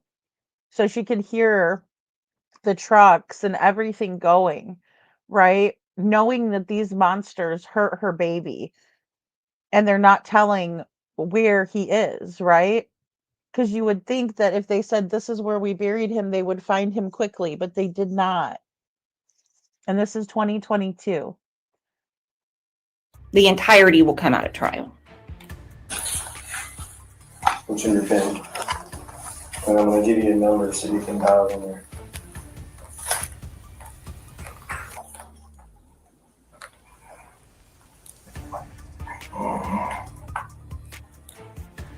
So what they're trying to set up is Did you get it all right? Sort of a phone number? Video. Okay, the phone number. What did you say, Kat? So what they're trying to set up at this point, so this is when they've been digging in Stacey and Sarah's backyard and they haven't found Micheal. So at some point before this, Stacey has told them that Micheal is buried in that yard and they have started to dig.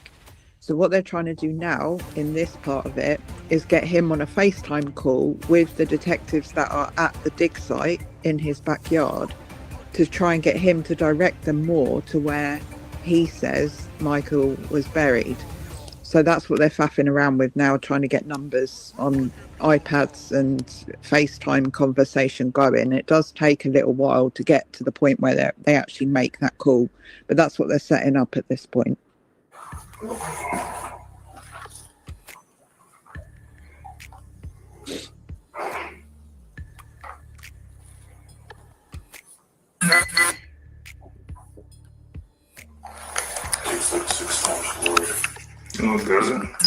machine's not very good. No, they suck.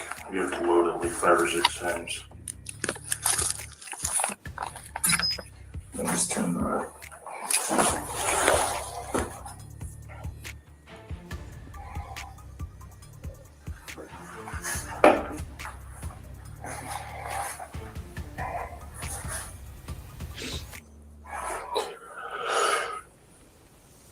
What time is it? I think it's about 2 o'clock. It's about 1:42. So you're a deputy out in the field? Yep. I thought you worked in here. Yep. Wow, I didn't know you were a deputy out in the field, I heard. I thought you said you were just a jailer. He's going with me today. Oh. Yeah. I don't think about here too much. And just notice how cavalier Stacy is here. He's just kind of like, oh, I thought you guys were this. I thought you were that. He thinks that they're friends with him. He thinks that he's manipulating them or that they're going to be easily manipulated, in my opinion. Yeah, and he's definitely stalling too, Brenda. Yeah, I see that, right? Because maybe at this point now he's thinking to himself, oh, maybe they moved Michael, right? I would be thinking that if I was him in his position. So I wonder if that ever occurs to him. You can't add phone numbers. You can't? No. These are all numbers that I have previously done. You gotta add contacts. And you can only add email. Okay. I'm gonna email. Then call my dad. I won't get this set up. He's gonna have to download the Visit Now app. Okay. It's called Getting Out Visits. Hey, you're gonna have to download an app so you can talk to him. You can't just. I mean, we can make this FaceTime happen over Ben's work phone, but the only thing is it would just be recorded on the button.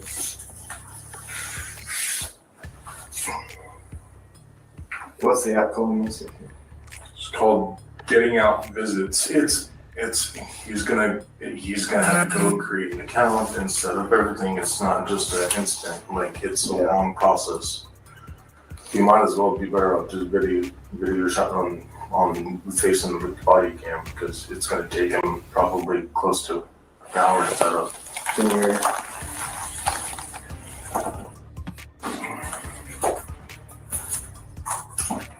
You have your work phone. Okay, let me go grab Ben's work phone and we'll do it there.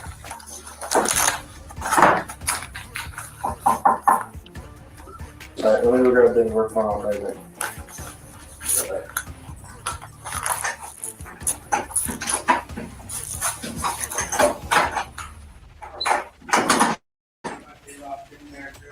No, it's the key with the light on it. The white one, there you go.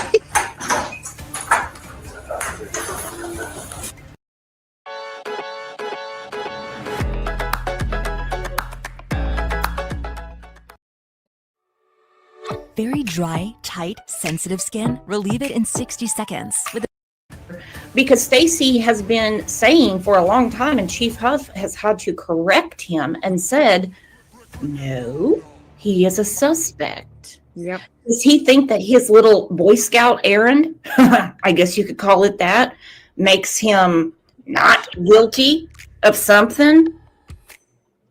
Yeah, I think he's tried to sort of stand out from it as being the one that was not involved, but knows all of the people that are involved. Damn it, man. You're a suspect. You're a named suspect. Your face was put out there. You're threatening to sue everyone and his missus $80 million because your name and your face was put out there. And now here we are with this video that just goes to show that everything that you've said on YouTube over the last however long it's been, year, 6 months, 8 months, whatever, was a complete and utter lie. Yep. You ain't no witness. No. And don't get me wrong, I don't think anybody that listened to his interviews with me or other people thought, oh man, that Stacy, he's so honest. Oh, some people did, Brooks. Well, Some people made a point of thinking that. Like, Yeah. they lit. However, that's They the bit did like, full-on shows talking about it. Yeah, you're right. Yeah, it's like Muscles and Mascara says they walk amongst us. That's the scary part. An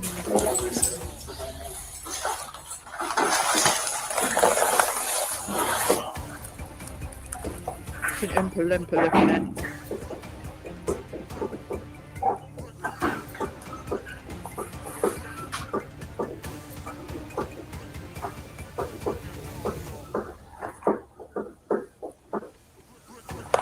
Jail's getting pretty full, man.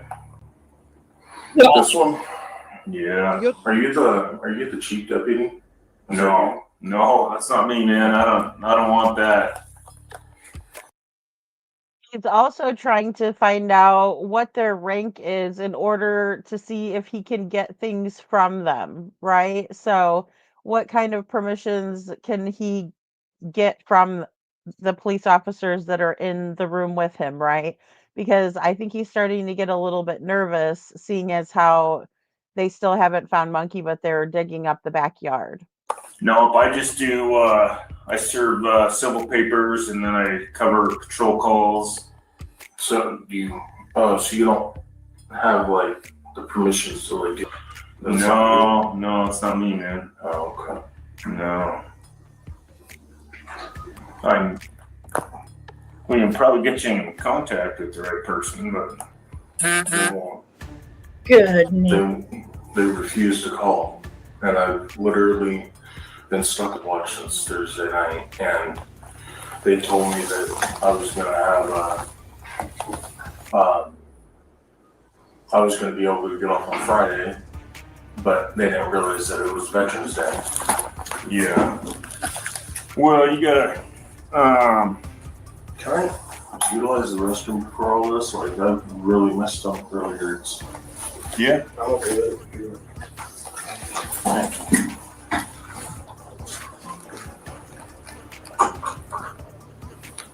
As if he's not nasty enough. And I don't think that his stomach hurts because he's thinking about poor little monkey Vaughan. No, I don't think that's why his stomach hurts. I think he's a creep. Hey, KJ Mack, good to see you. Good morning. Ah, Lord, right? Oh, he's so gross. Well, I think I have this person. Yeah. It's working. You know how to work on it? No, is that the, so that's the number? Yeah. Call me, sure.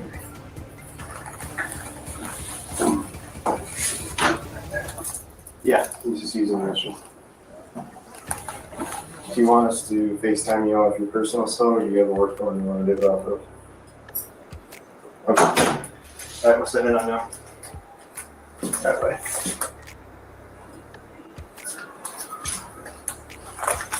Oh, yes, Indigo. I agree with that too. Thank the Lord he got on YouTube and talked as much as he did. Boy, they always think they're helping themselves, right? It reminds me a lot of Chris Proudfoot, reminds me a lot of Daniel, right? Lily and Jack Sullivan's stepfoot. And, it's like they're just constantly trying to fix things that they've done, even though they're not doing a good job. And then they get caught up because people here pay attention, right? And then people are like, wait, no, that's not what you said before, and all that good stuff, right? So,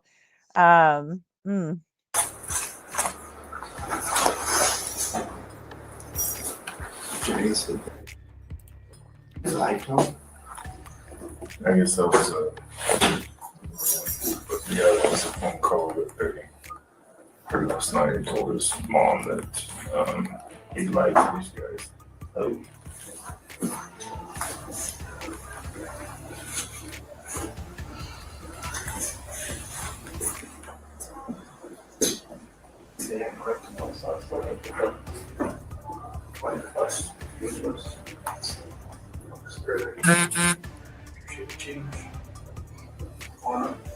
Exactly.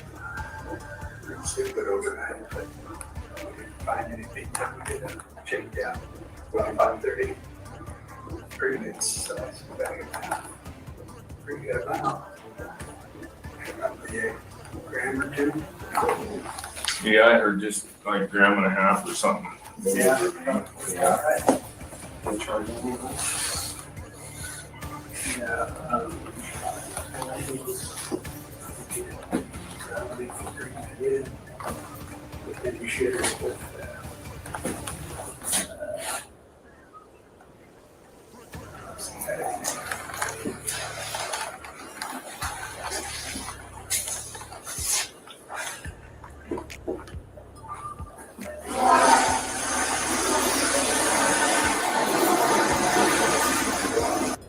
Buggy asks her mom, when you talk to the bad guy, ask him where Monkey is. How does that set in? Michael's little sister, Monkey's little sister, who she still talks about her brother. Ask the bad guy where Monkey is. I hope you're watching, Brandon. You're too curious not to. You almost came on a couple of times, did you not, Brandon? Okay, guys. So I just wanted to pause it here because I added in this little bit here. So Shirtlift is one of the culprits, right? Brandon. So where is Shirtlift? According to his mother, Tina Morale, he is in North Dakota and she knows his location. Morale told KTVB via Facebook that her son is not running and has nothing to hide, right? I don't think so, Mama. I don't think so, right? We have all been cooperating, but this has outright turned into total harassment of Brandon and our family. It used to be innocent until proven guilty. Now it's guilty without proof. They are even pointing fingers at me and telling me I'm lying and hiding something. Whoops. I have a feeling that your mama and the attorney hiding something, right? So Morale claims she opened her home up to police when they came knocking. I gave them food and water, prayed with them, and allowed them to run their dogs and people through my house and yard. They did not find my toilet was leaking, which I am grateful for, Morale said. Wow. She claims their cadaver dogs smelled poop in the outside near her vent and crawl space, which is not leaking, she said, right? So that is, in my opinion, a bull-faced lie. It's a very stupid lie, right? Because scent dogs, are not trained to smell out poopations, right? So we'll just, leave it at that. got for you told you not to. But that's okay. There'll be a time and a place for it. Right. And I agree here with Brooks. So, Public Relations Director Mark Sullivan works for the Idaho Mountain Search and Rescue, a team that has been very active in the search for Michael. Sullivan consulted with canine experts on his team who told him, that no cadaver dogs do not alert on human feces. Sullivan said that he's never heard of a canine dog being trained to find feces. What would be the purpose, right, guys? What's the purpose? Unless they were trying to track someone maybe in the woods, right? And they're sniffing for fresh droppings, right? Each dog has a very specific reaction that it does when it does what it's trained to do, he said via text message. The untrained human may not know or recognize when a dog alerts its handler, right? Because it's a certain communication. We've talked about that. And those of you who were here with Canine Captain Jules, and Astrology for Mystics with Jen and I, we talked about this extensively. What's the best article to search with, right? What are the dogs looking for? What reactions do the dogs do? And we learned that it's kind of a language that's unique to the dog and the handler, right? The dog is going to change its behavior. The handler knows what to look for. We necessarily wouldn't know what to look for, right? Yeah.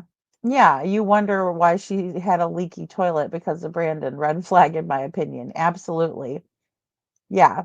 Wow, boo-hoo, Brandon. I don't feel at all sad for anyone who was flocked together with those monsters in that house, not even a little. His photo on the fridge. Yeah, exactly. Exactly. And he does look like kind of more of a, you know, oh, I'm just a good wholesome guy, right? Like just yeah, he's not. And he's definitely a mama's boy. We all know how cowardice they are. Mommy speaks for Brandon. On Okay. Adapted Mind Reading, stories are designed to I had build to add vocabulary and oh, comprehension. sorry guys, I had to add in the Lady Freedom snark in this video with the memes because I've been Go. meaning to do that with my All case. right, man. So I'm gonna dial his number up.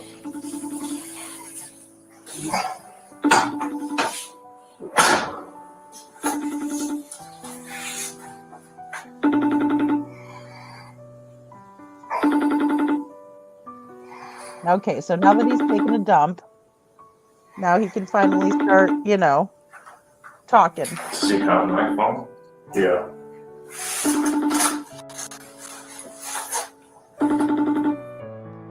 Okay, they're trying to get that connected. For those that aren't up on the case or just coming into it, these are the 4 suspects. That is Sarah Wandra. Underneath is Stacy Wandra, the one that's giving the, I'll say, information, confession. Adrian Lucian on the top right, and the banner's over his ugly ass face. The other one is Brandon Shurtleff. These are the 4 suspects.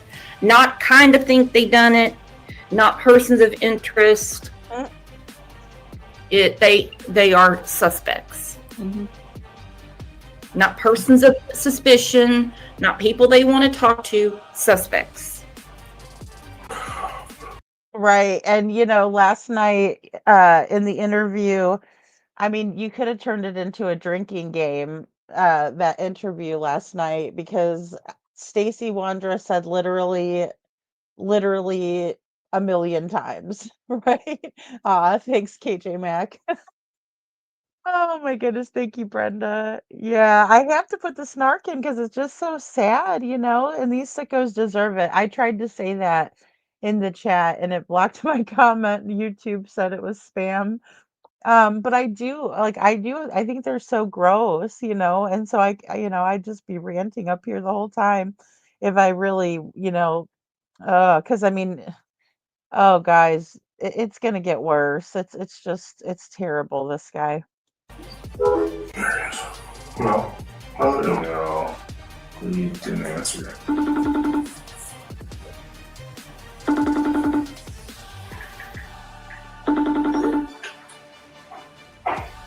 And plus, this part's a little slow going because they're gonna go back and forth about, answering the phone and.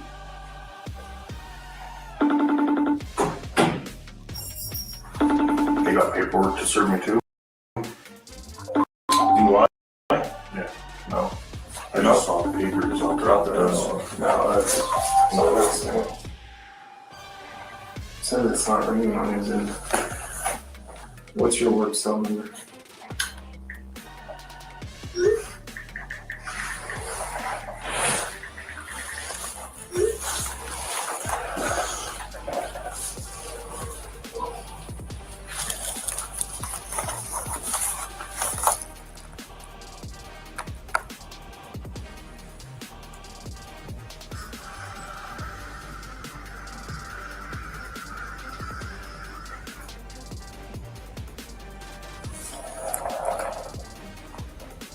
See if we can FaceTime it from his phone.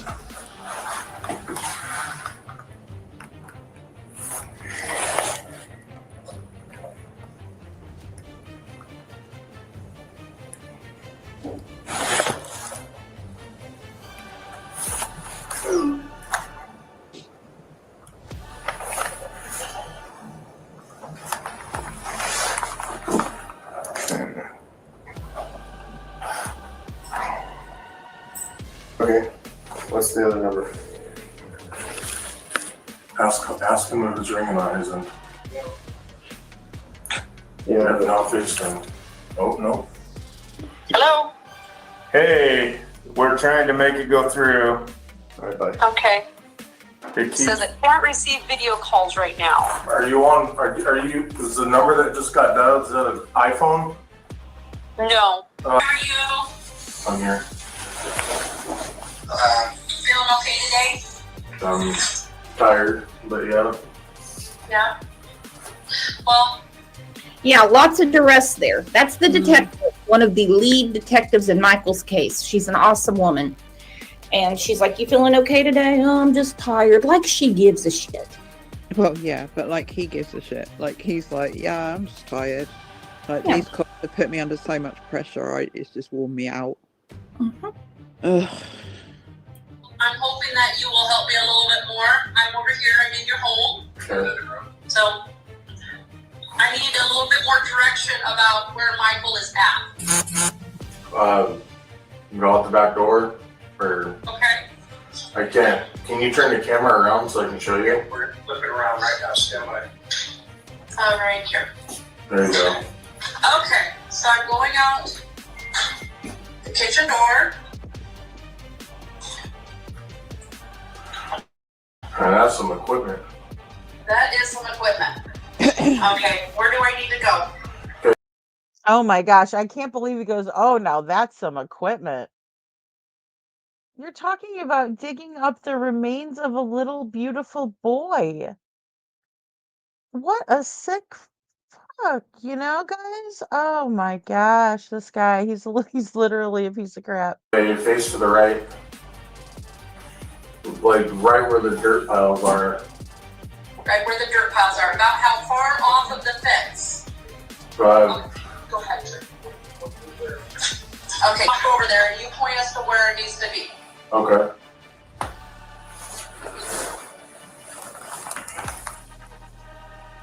Now keep going out a little further.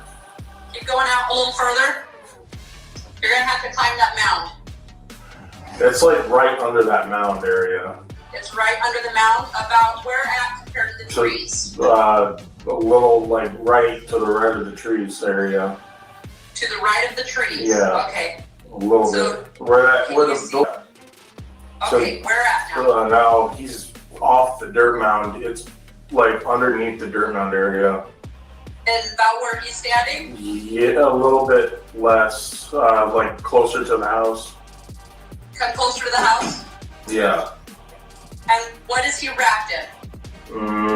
It should be, it should be a garbage bag. Okay, what color is the garbage bag? It would either be white or black. We only had 2 colors. Okay, now he doesn't know that while he's been in jail, him and Sarah were both arrested. Michael was moved. Now, Sarah got out on bond. It would not surprise me if she didn't get Brandon or somebody to move Michael. And the whole time, Stacy's thinking he's still there, and this is his "I'm gonna get a plea deal" convo. Yeah, that never happened from his word. That never happened, right? He lied. Are you okay, Kat? Yeah, sorry, this is really hard to hear. I know. Him being so callous and cold. What's he wrapped in? A garbage bag? What colour was it? I don't know, white or black. We only had 2 colours. Like he's talking about something completely unimportant. He's talking about a little boy. Oh my gosh, guys. I just want to reach out and give Kat a hug on this one. And she's right, he's completely nonchalant, cold, callous, just, an icy bastard. And, I don't know. Oh, it's just, we only had 2 colors. It's got to be white or black. I mean, but no remorse, no conscience, right? Everything he's doing is self-serving. No balls. No balls, Cinderella. Thank you. No balls. He's just a big old tub. Sorry. He's talking about Michael and Brandy's son. Exactly. Dougie's big brother. And that's why they got mad when Oakley, they put that grill there so that the dog wouldn't dig up in that area. Yeah. It should be, it should be a garbage bag. Okay, what color is the garbage bag? It would either be white or black. We only had two colors.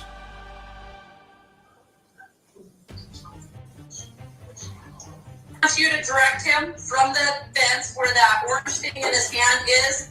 Where do we need to stop it? Right about there. Right about there.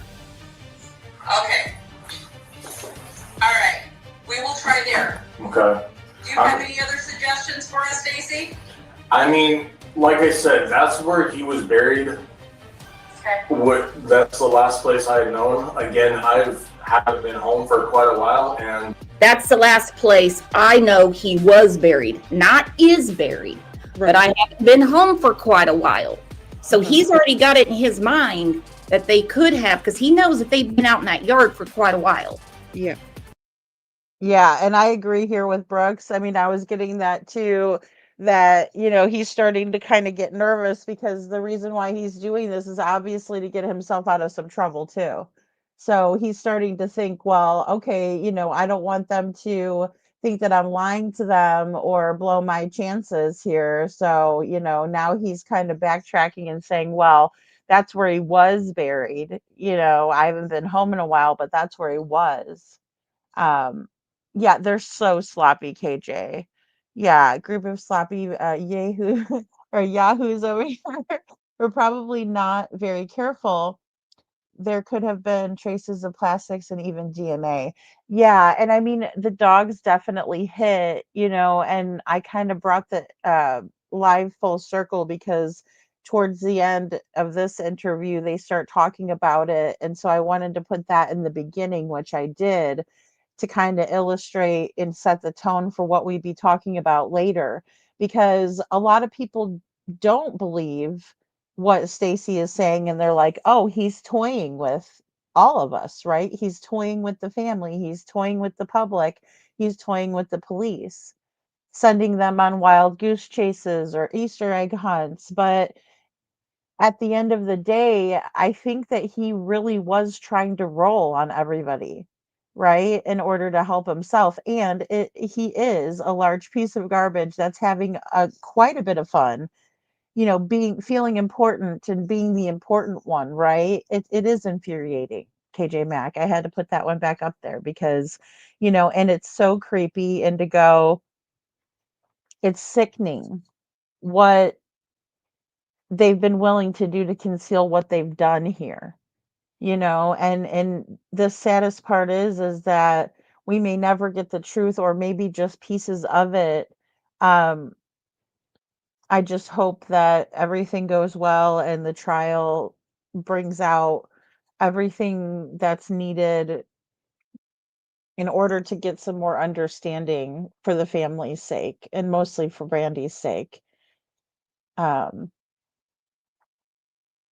I wonder if court will be in Fruitland or if it will be sent to Boise. I want to go 6 hours away from me. Wow, really? Oh, that's not far at all, Bo. Yeah, yeah. So it'll be interesting to see how things unfold. Because we have a letter that we're going to read a little bit later that was on Facebook. Clutch Them Pearls. Justin had it, and I wanted to share it with you guys. So, very promising for us to get some full circle justice, and they need to haul them in. Brandy's a gunning for Brandon and the other fool. What is the other fool's name? Adrian. Adrian is his name. you know um yeah, he thinks he broke the internet. Exactly, Brenda. He's not a celebrity. We would never want to talk to these dirtbags if it wasn't for them having knowledge, guilty knowledge at that, of what happened to these children, these beautiful children. Oh my gosh. Yeah, and he already commented on the amount of equipment, so he knows where they're digging, how far they're digging. He can see because he's got it on his screen right there. Like what? He's watching. He goes, "Wow, Yeah. that's a lot of equipment." Welcome to Visible Plus Pro, the ultimate wireless hack. That means our It's a wonder he didn't say, "Come out and I'll help you." Wants you to direct him from the fence where that orange thing in his hand is. Where do we need to stop it? Right about there. Right about there. Okay. All right. We will try there. Okay. Do you have any other suggestions for us, Stacy? I mean, like I said, that's where he was buried. Okay. That's the last place I had known. Again, haven't been home for quite a while, and a lot of shit. You know what I mean? So the only other place I would say, if he's not in that backyard, is go to Cuna to Brandon's house and check in the backyard by the tree area. Okay. Well, we're gonna finish here first, and then we'll cross that bridge when we get there. Okay. Okay, let's talk about that. He said he's being Mr. Helpful, is he not? Oh yeah, absolutely. If he's not there. Go out to Brandon's house by the tree. Okay. And where else did the dogs hit on decomp, just since we're on the subject of Brandon's house? Yep. I'm going to show everybody that right now. Because he said if he's not there, go out to Brandon's house by the tree. Brandon's mother gave this interview to KTVB Channel 7. Shirtlift's mother, Brandon Shirtlift, one of the suspects, told KTVB in a message that police came knocking at her door and their cadaver dog alluded to something on her property. I would love to know where. She said the dog smelled poop outside near her crawl space from her leaking toilet. However, according to Idaho Mountain Search and Rescue, cadaver dogs do not alert on human feces and are not trained to find it. They only pick up on human remains. How many places? Okay, guys. So again, with this crazy, outlandish crap, and it's like literally crap. And we all know that that's not how the scent dogs work. Like I said, maybe I can kind of see them being like on, but they're looking for human scent. They're not looking for excrement, right? Um, no, they don't look. Yeah, they don't look. Those dogs don't look for poop. She's full of it. Yeah, exactly, exactly. Yeah, and it's just his mom trying to save face, Bo, duh. I like Karen from Mean Girls. She's funny.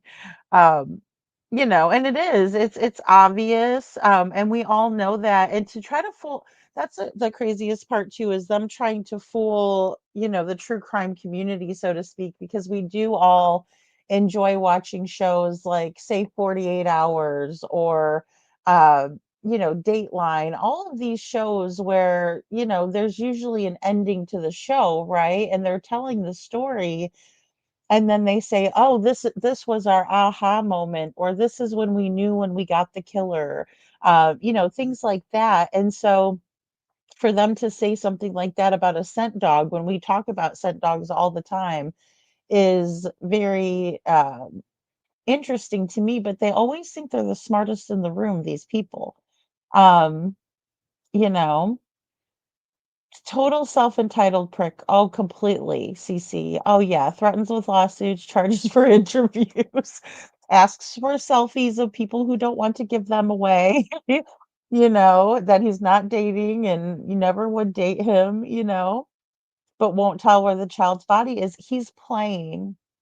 He's toying with us all, in my opinion, and mostly the family, right? He likes having that power, that control over knowing and they don't, and knowing that they just would like love for nothing more than to know what happened to Precious Monkey and just have him back, right? Where they can move forward, because unfortunately in Monkey's story, they've already admitted that they killed him, right? So that's what's so incredibly sad is that they've rubbed it in everybody's face that they did this and they've gotten away with it so far, right? For the last 4 years. And it's not just Stacy, it's Sarah, Adrian, Brandon. Where is Monkey? Just tell us already. Just tell it. Tell it to the police. Tell it to your freaky ass lawyer who's, representing you. Yeah, they think they're movie stars. KJ Max says, it is interesting how the dumbest people aren't smart enough to know they are the dumbest person in the room. Exactly. It's the delusions of grandeur. They just think that they're, so smart. They're like, oh, I'm going to get one over. And, that's where that duper's delight comes in, right? Because they're just really proud of themselves when they can pull it off. Oh, he's just a sicko, this one. Places do you think they moved Michael? Because he is very nonchalant. And everywhere, even though Stacy wants to say he was coerced, he was under duress, everywhere he told them, cadaver dogs picked up on remains. Yep. It's just one too many coincidences then, isn't it? Mm-hmm. All right. We will try there. Okay. Do you have any other suggestions for us, Stacy? I mean, like I said, that's where he was buried. Okay. That's the last place I had known. Again, haven't been home for quite a while, and a lot of shit. You know what I mean? So the only other place I would say, if he's not in that backyard, is go to Cuna to Brandon's house and check in the backyard by the tree area. Okay, well, we're gonna finish here first, and then we'll cross that bridge when we get there. Okay. So does he need to go right or left? Or anywhere else? That general area, that bucket's enough to dig, but you're gonna want to start digging underneath the dirt piles. Okay, how far down is Michael? I don't know how far she actually dug, to be honest with you. She. About, give me an estimate. So Okay. now he's saying that Sarah buried him. Mm-hmm. She, yeah. only one she is a suspect, and that would be Sarah Wandra. So Sarah, now if you remember when it was reported in one of their local papers, I've got it saved here. She said Stacy and Adrian did it. Then she said Michael was in the neighbor's backyard. Well, again, they poked, they prodded, they droned, brought dogs. No. Yeah. Nothing was detected in the neighbor's backyard. It was all the Wandra's backyard and Introducing the only prescription hair regrowth gummy on the market, the Minoxidil Plus Biotin Gummy by Hers. Brandon Shirtlift's mother's house. Yeah. And I'm with Rexy. I can't see Sarah doing all that digging by herself. No, I can't either, but I thought it was really interesting. The amount of detail that he now goes into about how deep it was, how far the shovel went into the ground, all of this kind of stuff. It's like he's either remembering this or he actually was there and did it himself. He's definitely a part of this. He's not going to be able to farm this off onto Sarah and Brandon alone. No way. But now in his phone call to me, he's taking up arms with them, if you want to put it that way. He's extremely defensive over those two, not Adrian. Big mistake. Big mistake. Especially. Well, and I just want to pop in and say, in my opinion, the bigger of the group, right, which would be, Sarah and Stacy, it would be tough for them, right, Brenda, to dig that hole. I mean, it's labor intensive, and especially, if you hit something you're not supposed to, hit. Obviously there's reasons why they have those, dig right and all of that kind of stuff. Where you just call and, have somebody come out and make sure you're not, digging into any type of pipes or, water lines, whatever. I mean, I don't know what all is underneath there, but, it's, you could hit something that you're not supposed to hit. And that's why they have people, to come out and, kind of survey the land for things. And, you can't think about that though when you're trying to get rid of, evidence. How terrible.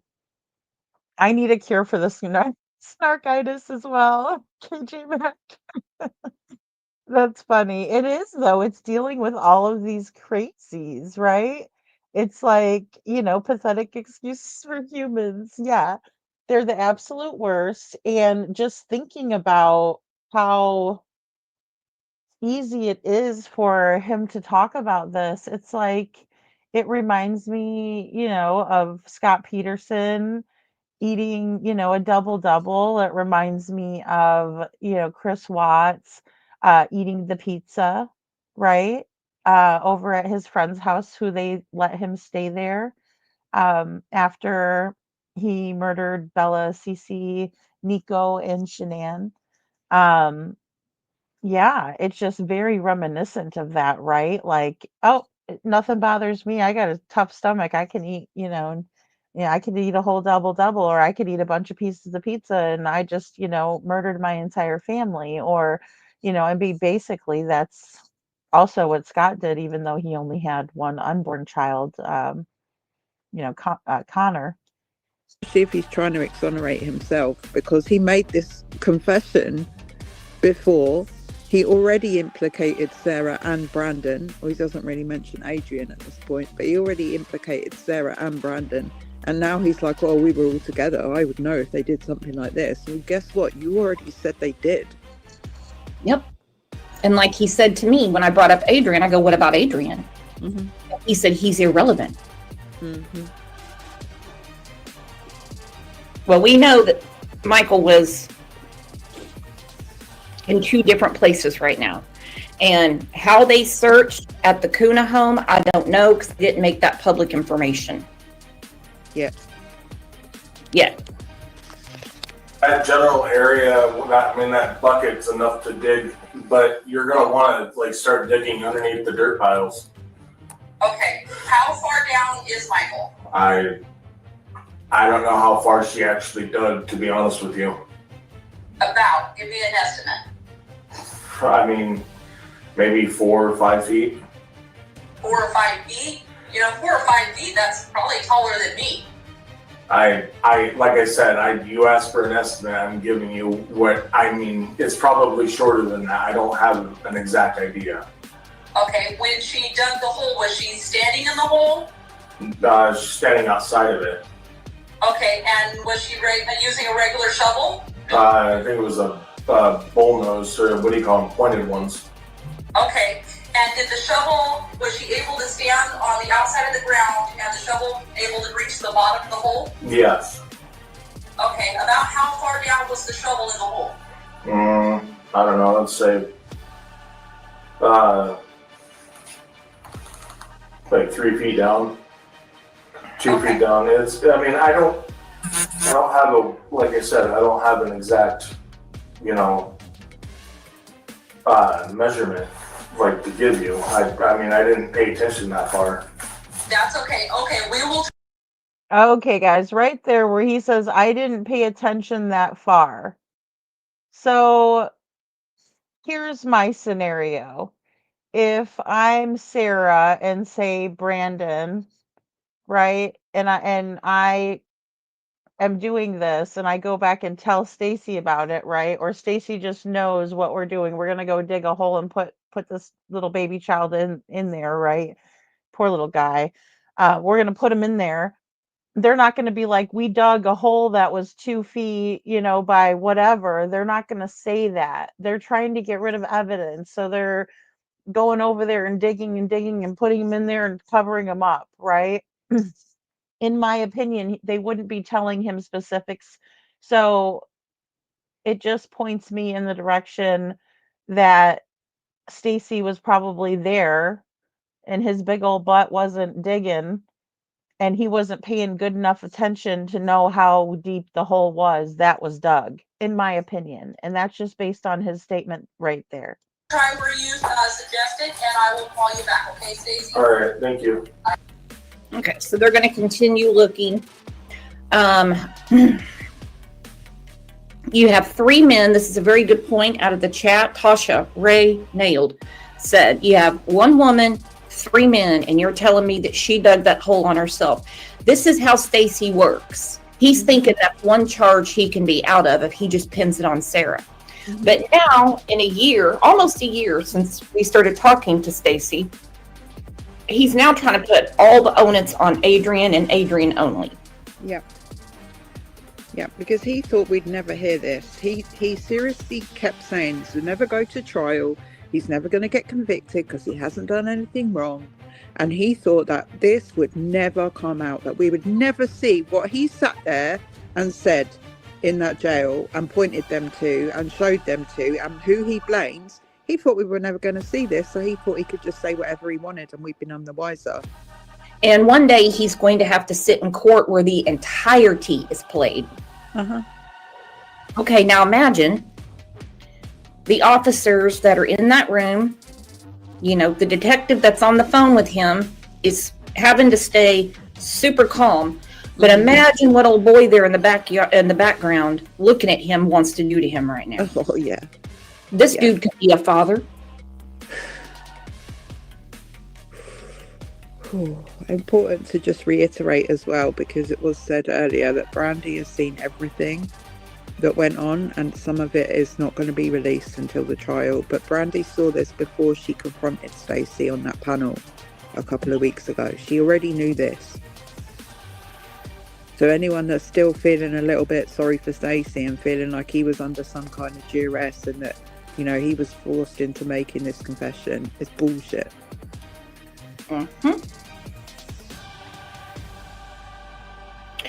Where could Michael be? You know, they do all the geofencing and everything. They would have to know, or working on having to know, where, you know, the ones that were out of jail spent any time. Okay, guys, so that's a really interesting point that I wasn't obviously listening for earlier today, and I just caught it on the second time around. So, yeah, they did the geofencing, and I forget who mentioned that earlier. So whoever mentioned that, good job for remembering that they did do the geofencing. So, you know, there you go. And we all know about geofencing, especially if you've been with the channel for a while, because we talked about that, and I have a whole video on how geofencing works. And also, we reviewed a panel from a couple of different people. There was a judge on the panel. There was members of the ACLU, because of course there's privacy concerns. But basically how it works, and I think it was Yale University that put the panel on. So they also had a representative from there, and I believe it was the New York Times. Either way, it was a full panel discussing how this technology works. And what it does is it, instead of all of the cell data pinging to the tower, it redirects all of that information over to the Stingray technology, right? That's what it's called. The geofencing technology is called the Stingray. That's one of the big major ones that's used. And it redirects everybody's data. It doesn't matter who you are. So for instance, if they were to geofence my neighborhood here, you know, I live in a small little community, but if they were to do that, instead of all of our data going to the tower, it would go to the Stingray, and then they could gather all of that data. It doesn't matter. But it's very, very precise in locating individuals, even through walls, right? It's that powerful.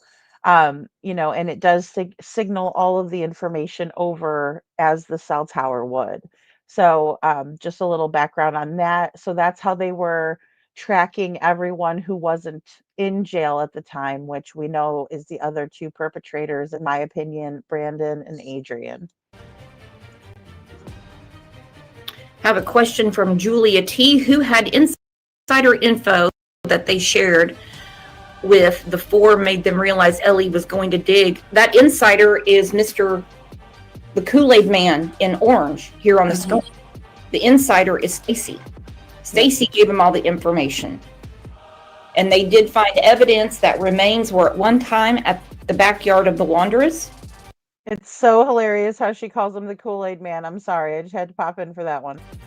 And the dogs picked up at Brandon's mother's house. Stephanie has a question. Was the dog trip after Michael was missing? Yes, I believe that was in October of 2021.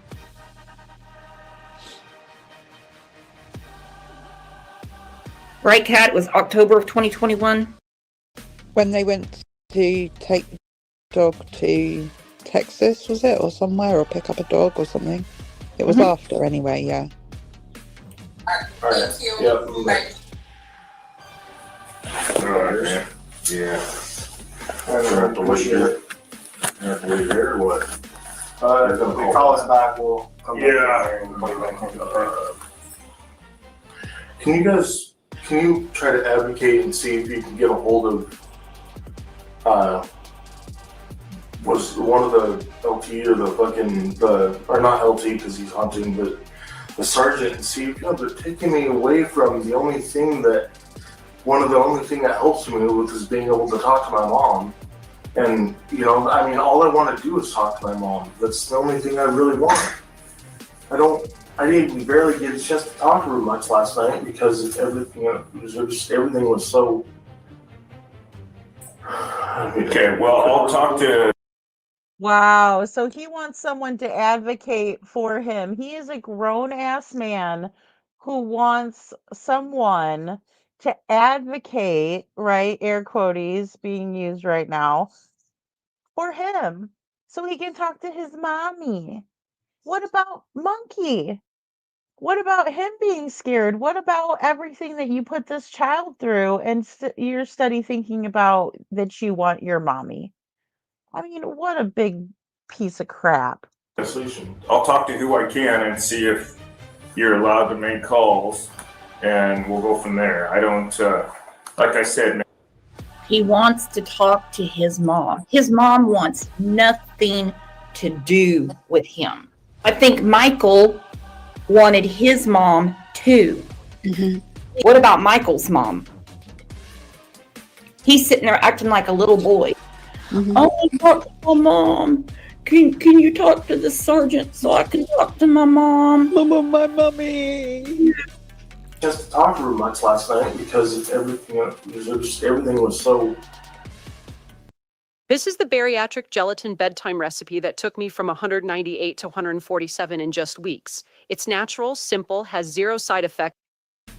Okay, well, I'll talk to who I can and see if you're allowed to make calls, and we'll go from there. I don't, like I said, man, I'm on the patrol side of it, so I don't really know what happens back here too much. So, but I'll give you my word that I'll go talk to him right now and see.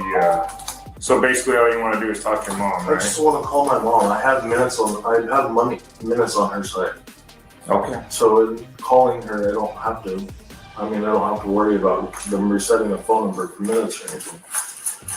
Okay. I mean, she has approved it. It comes from her number. Okay. Well, we'll put you back over there, and I'll talk to these guys and see what we can do for you. Okay. All right. Thank you for helping us out, man. Yeah, I really appreciate it. This come out of 600? Yeah. Indigo. Oh my gosh, it was Michael's first Christmas. And this was not the result of days and days and days of pressure. That if you had fetal alcohol syndrome, you would totally understand why you'd suddenly say something like this when you're under that amount of pressure. This was known information. This wasn't him making shit up as he went along. This wasn't something that he suddenly thought of the top of his head. He was offered a deal, a conditional plea deal, to say where Monkey was buried, and that's what he did. He took the deal because he didn't want to end up with the charges. And it was just for the fact that obviously Monkey was moved in the meantime that he didn't get that deal. because he couldn't tell them where Monkey was buried. And it appears to me, just from my conversations with him and watching this, that he wanted that deal badly. And that's him from the DP. Yeah, exactly. Well, sucks to be Stacey then, don't it? Because so much as he was trying to get, the police off his back and all of this kind of stuff, the reason why he was telling all of this stuff was because he was offered a deal. Yep. And it was conditional on finding Micheal. That's the only way he was going to get that 15 years and then 7 probation.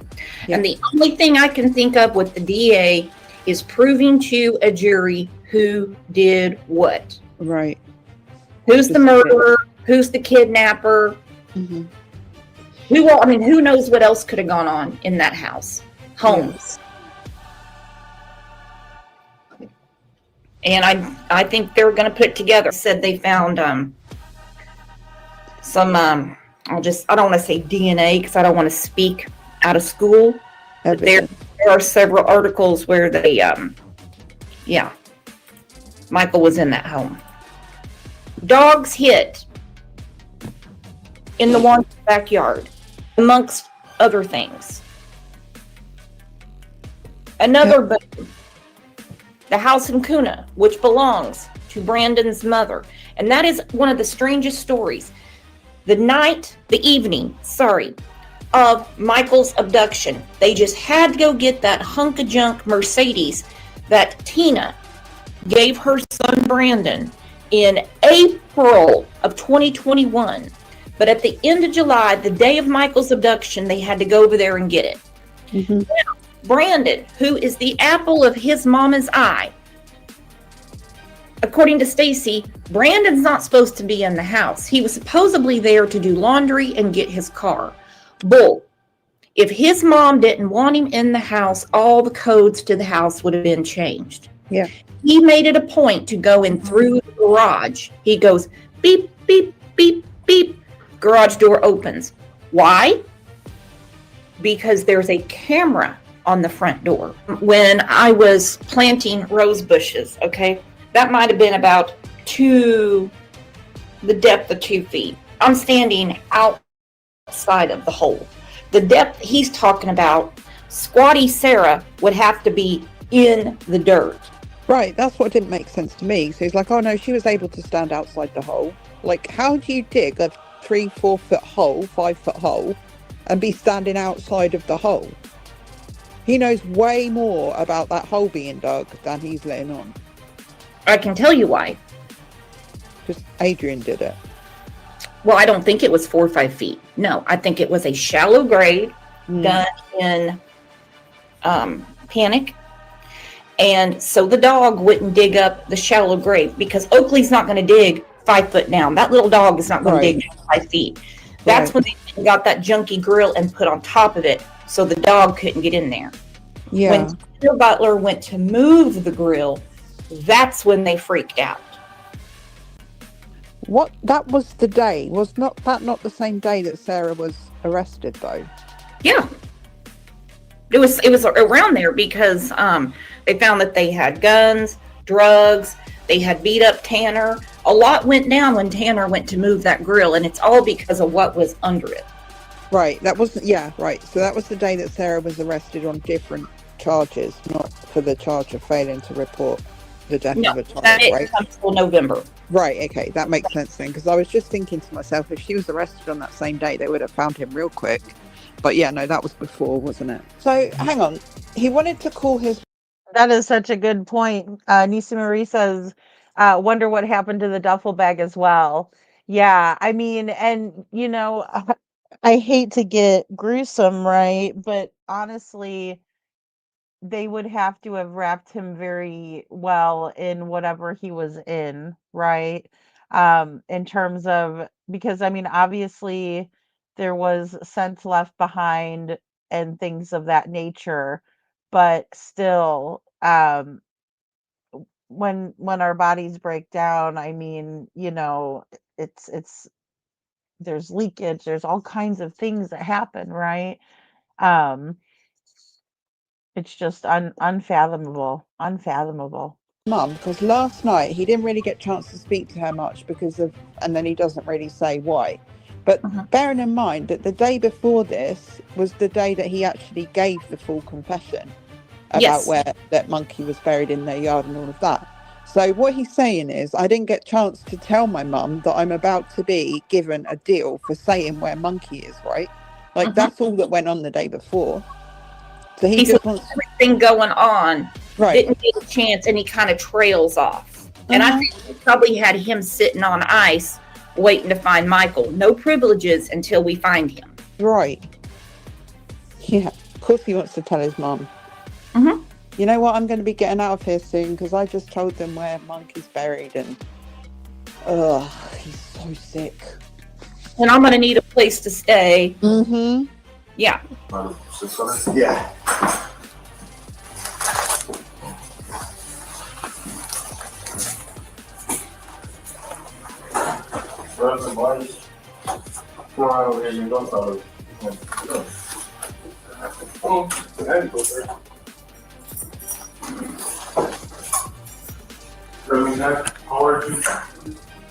When I get a chance, man, I am like knee-deep in paperwork. I don't know, really, so quick.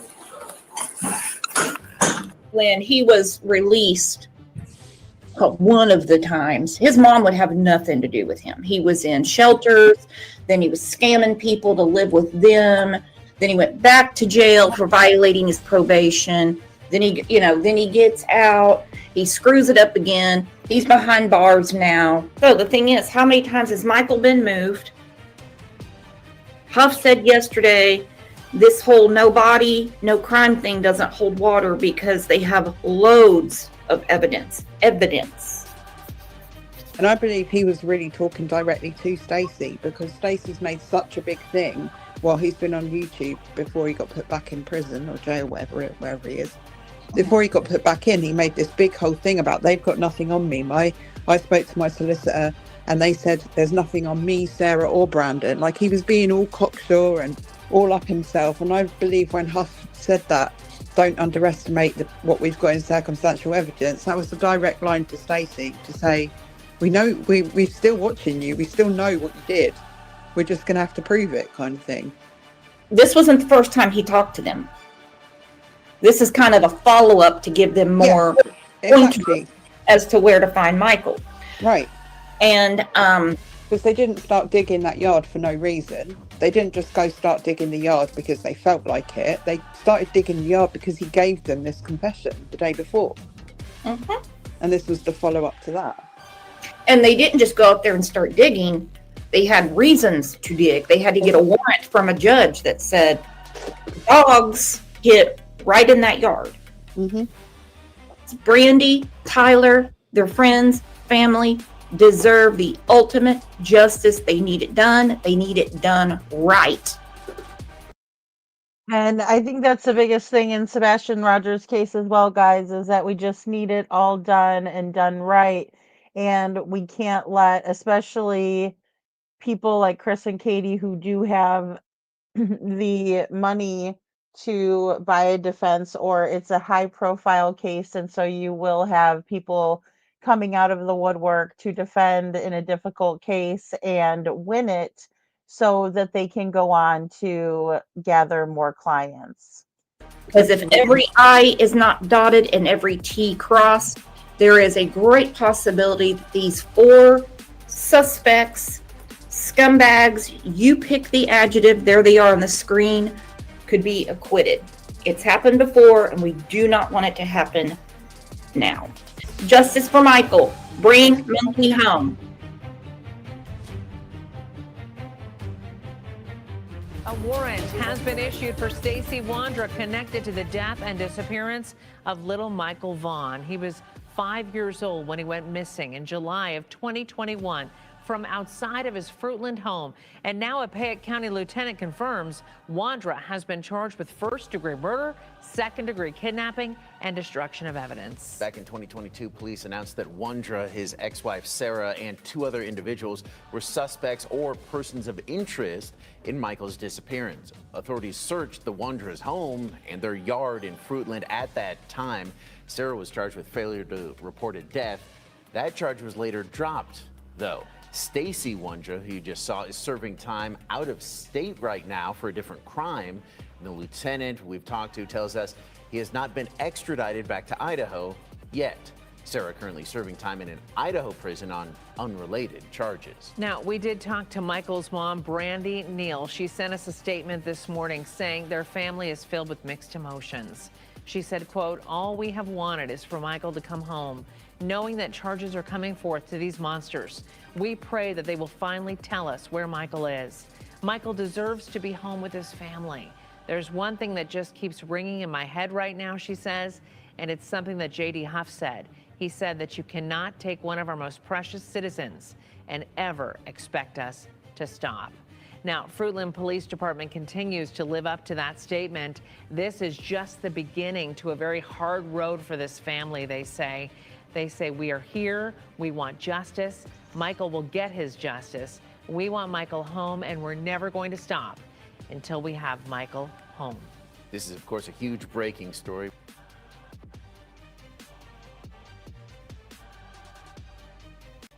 Brandon Shirtliff, Adrian Lucian, where's Michael? You have an opportunity to tell the Fruitland Police Department, the FBI, where Michael is.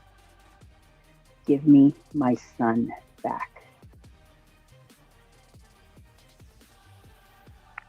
I'm Brandon Shirtliff and Adrian Lucian. We know where you are. And justice is coming. I promise. I pinky promise. I don't break my pinky promises.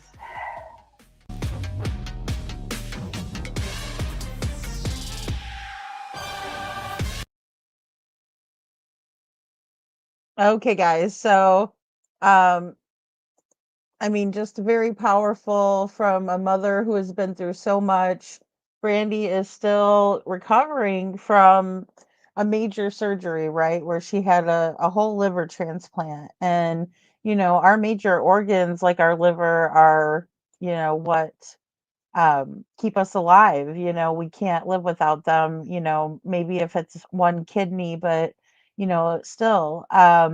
So I just give her all the credit in the world.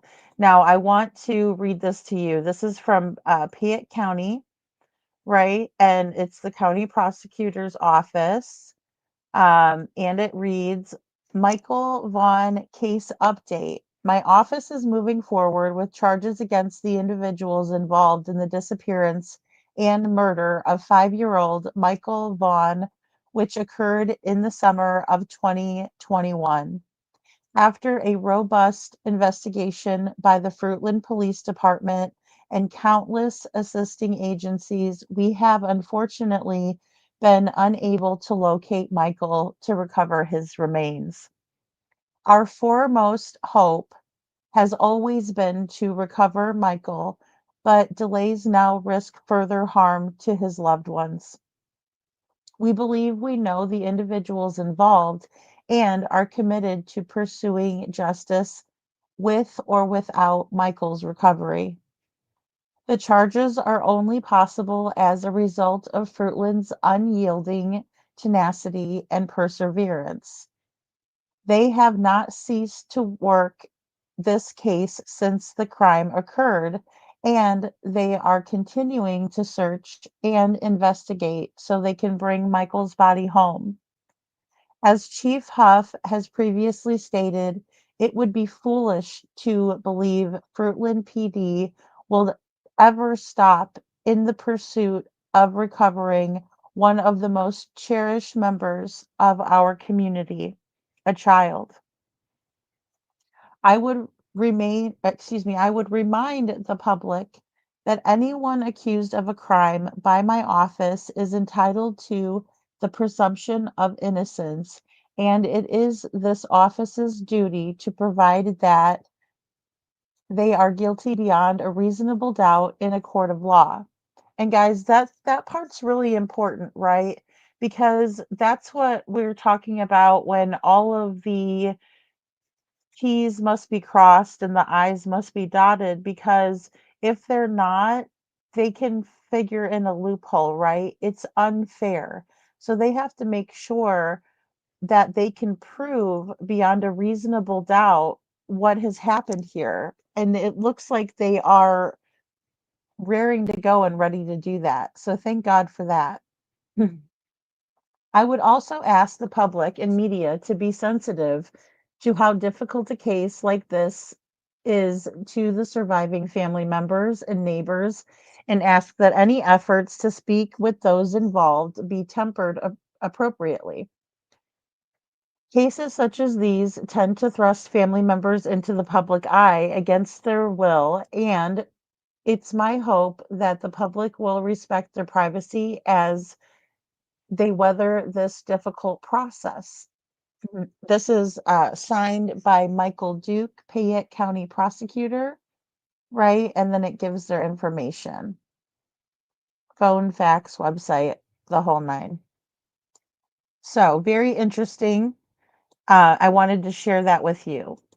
And with that being said, I think that they are working as hard as they can to make sure that justice is going to be served in this case. And unfortunately, we know that Michael's not with us anymore.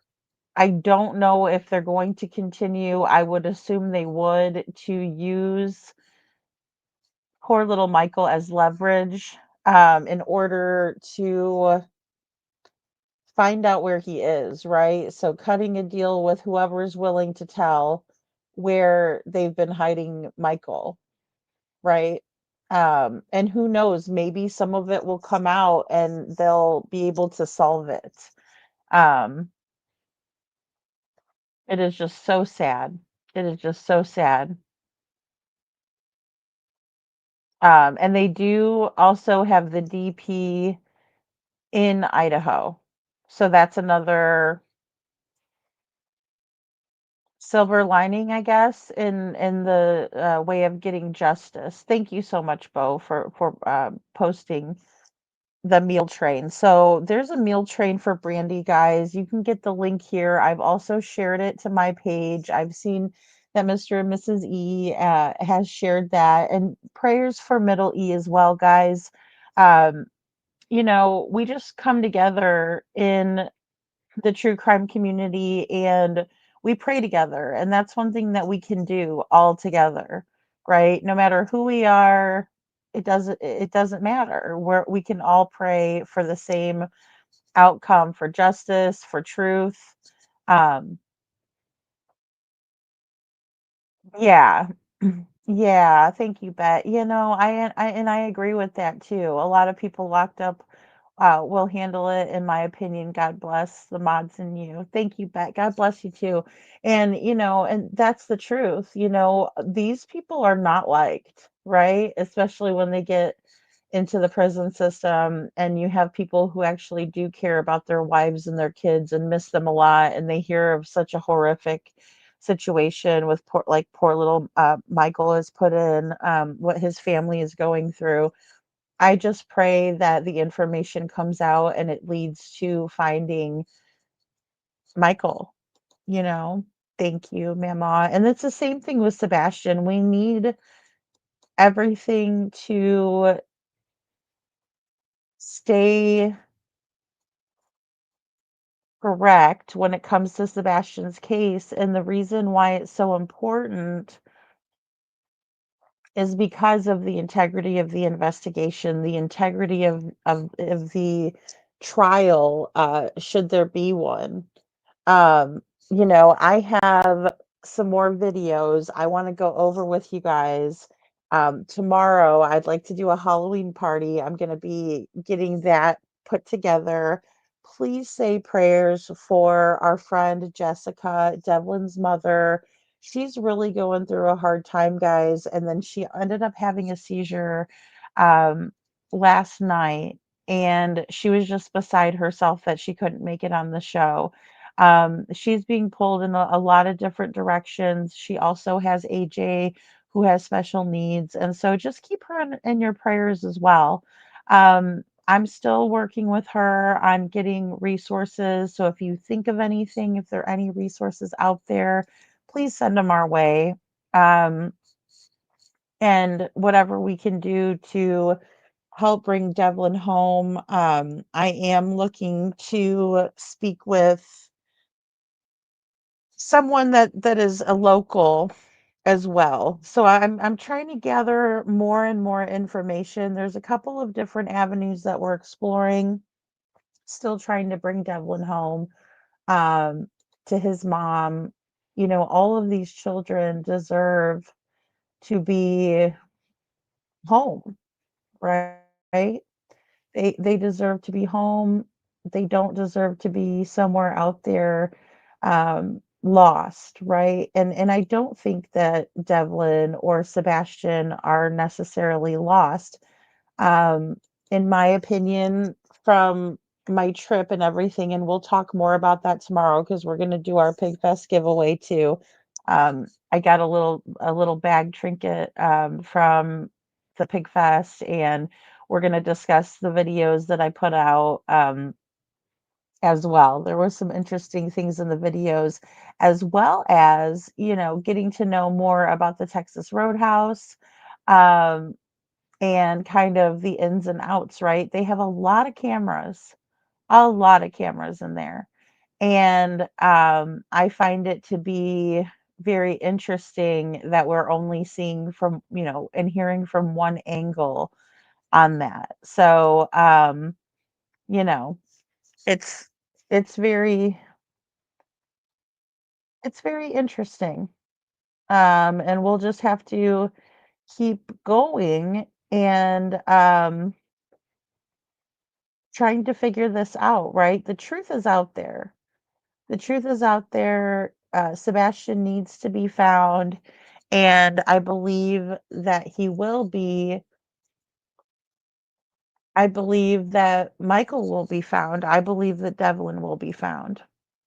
And I think it just takes all of us putting our heads together. So we're going to be working really hard on these cases coming up. And I'm so glad to have you guys as always. We're going to keep up with Michael's case, probably going to do some more deep diving into his case here and see if we can't, you know, revive his case a little bit. Because I know yesterday everybody was just going crazy because of this new breaking news, and we'll definitely see how it unfolds. Like I said, I followed Michael's case, but not in the YouTube way, and so I would love to bring in some of the interviews that were done on YouTube because people just talk more on the internet, right? They want attention, they like to talk. So did that trip give me any gut instincts vibes about the theory, so to speak? You know, I do. I have a little bit more insight, KJ Mac. I really do. I have a better feel for the area.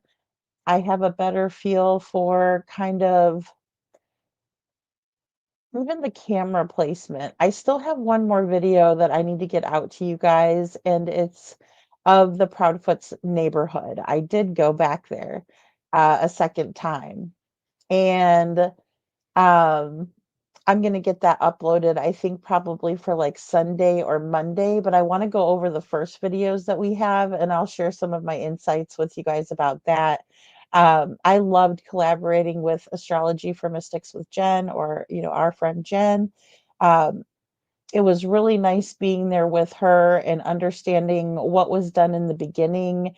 Some things that, you know, maybe have been overlooked, but then again, theorizing and just being face to face, comparing notes, that was all very, very valuable. And there's a lot of big ones that I wanted to go back over with you guys. So, astrology is super interesting. And Jen just really comes, um, he really just comes from a place of charting all of that information, following those lines, and she is very spot on. um, Jen works with the Find Me Foundation. So it was just so nice having someone who genuinely wants Sebastian found and us just talking back and forth, theorizing, so I'd love to share more with you guys about that. She is very good at it, very good. Um, and just kind of look over the area again. Like I said, the waterways are a big one down there. Now, do I think that Sebastian, dove into a pond or dove into, say a river or anything like that? No, I don't. No, I don't. I don't think that at all. As a matter of fact, the biggest thing that really hit home for me is that I personally know that Sebastian one couldn't have gotten out of that neighborhood without being caught on camera somewhere, right? But then also, he would never have just left without his shoes. That I know for certain. And he didn't just poof disappear, right? But we've known that for a while. But the big one there is that he just wouldn't have made it, right? It was too cold that night. He doesn't That's way out of his character, right? He's 15. He's not a little child. He's not um profoundly autistic where he doesn't understand that if he goes into a cold water, even though he's drawn to it and he likes the water, it's calming to him. That doesn't mean that he's just going to jump on into a pond or a river or something like that. And again, it goes back for me to the shoes. Sebastian, in my opinion, would never have left without his shoes on. He would, and if he did, he wouldn't have made it far. So I keep coming back to that. I think that the shoes were a big fudge up on Katie and Chris's part. I think that they probably had an oh shit moment when they realized that the shoes were sitting at the door, right? They forgot to get rid of his shoes. I also kind of am coming to the realization that there's a strong possibility that he did in fact make it home, but I'm still not 100% on that. So we're going to definitely discuss that more as we go along. And like I said, I want to get that other footage of the neighborhood out to you guys. Um, but I'm still open. And like I said, I'm hoping that some of that Texas Roadhouse footage will kind of help people understand that there was in fact a path.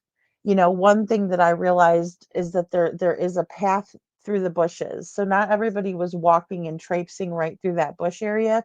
Now there is places where you could walk around the big bushes, right? Um, but there's also a path that I showed you guys, and then there's also some dumpsters back over there as well, right? So I mean, there's a lot of places where, there could have been a handoff there. Also off of Stop 30 Road, that place was really, really creepy. And I want to share, more about that as we watch the videos that I posted. But I think that you guys will find it to be interesting. So, and thank you all so much for being here. Like I said, we're going to have our big Halloween shindig tomorrow. So definitely come by and check it out.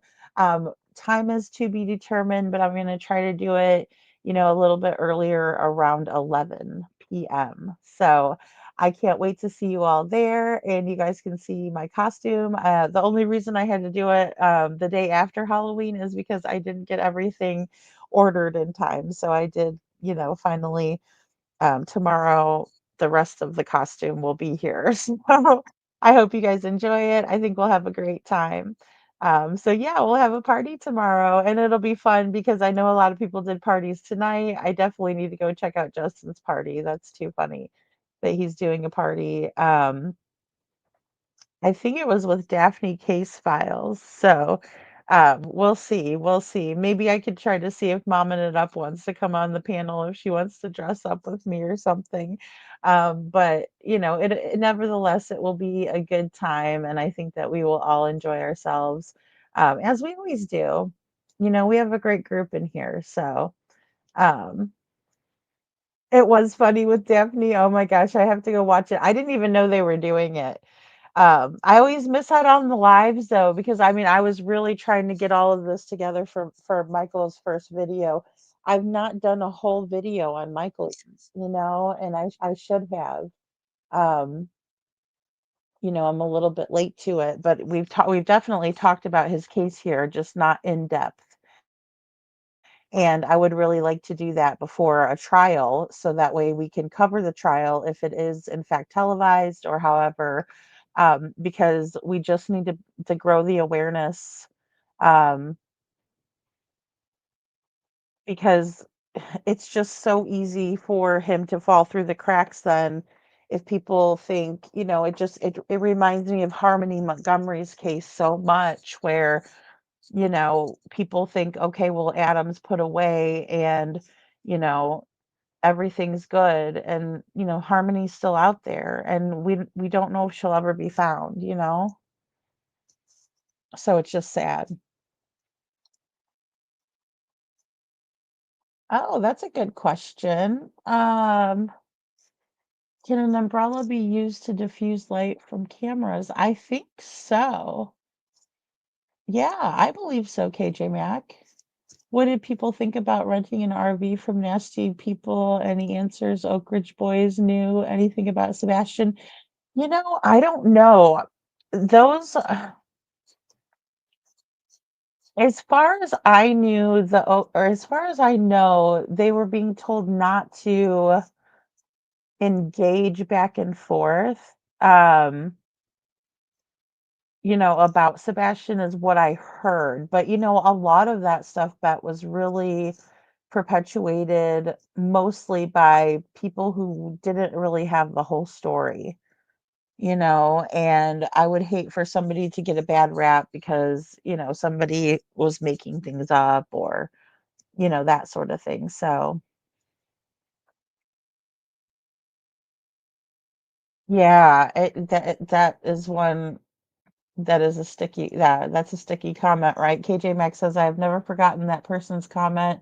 They knew about a technique taught in the Navy. It has stuck with me." Yeah. Yeah, absolutely. Well, and they could have used a lot of their tactics, and the biggest thing for me with them not searching is that they have the background, but they still choose not to search. And it's just amazing to me, that they've gotten away with it as long as they have. I do have a lot to talk about in terms of, what was said to Nerdy Addict, because like of course I was on major overload with all of the information coming in, and then of course people are going to backpedal because they have guilty knowledge. I mean, if I was talking to perpetrators all this time and sticking up for them and paying them and helping them and all of that and polishing turds, so to speak, um you know I would just kind of probably come on here, um and just tell you guys, but the problem with them is that they're never going to admit that they're wrong. So the specific items mentioned, t-shirt and umbrellas. Okay, I do remember that. KJ Mac. Yeah, they have the knowledge. They have the guilty knowledge. All right, guys. Well, I will see you tomorrow. You all take care. And thank you all so much for being here to talk about Monkey.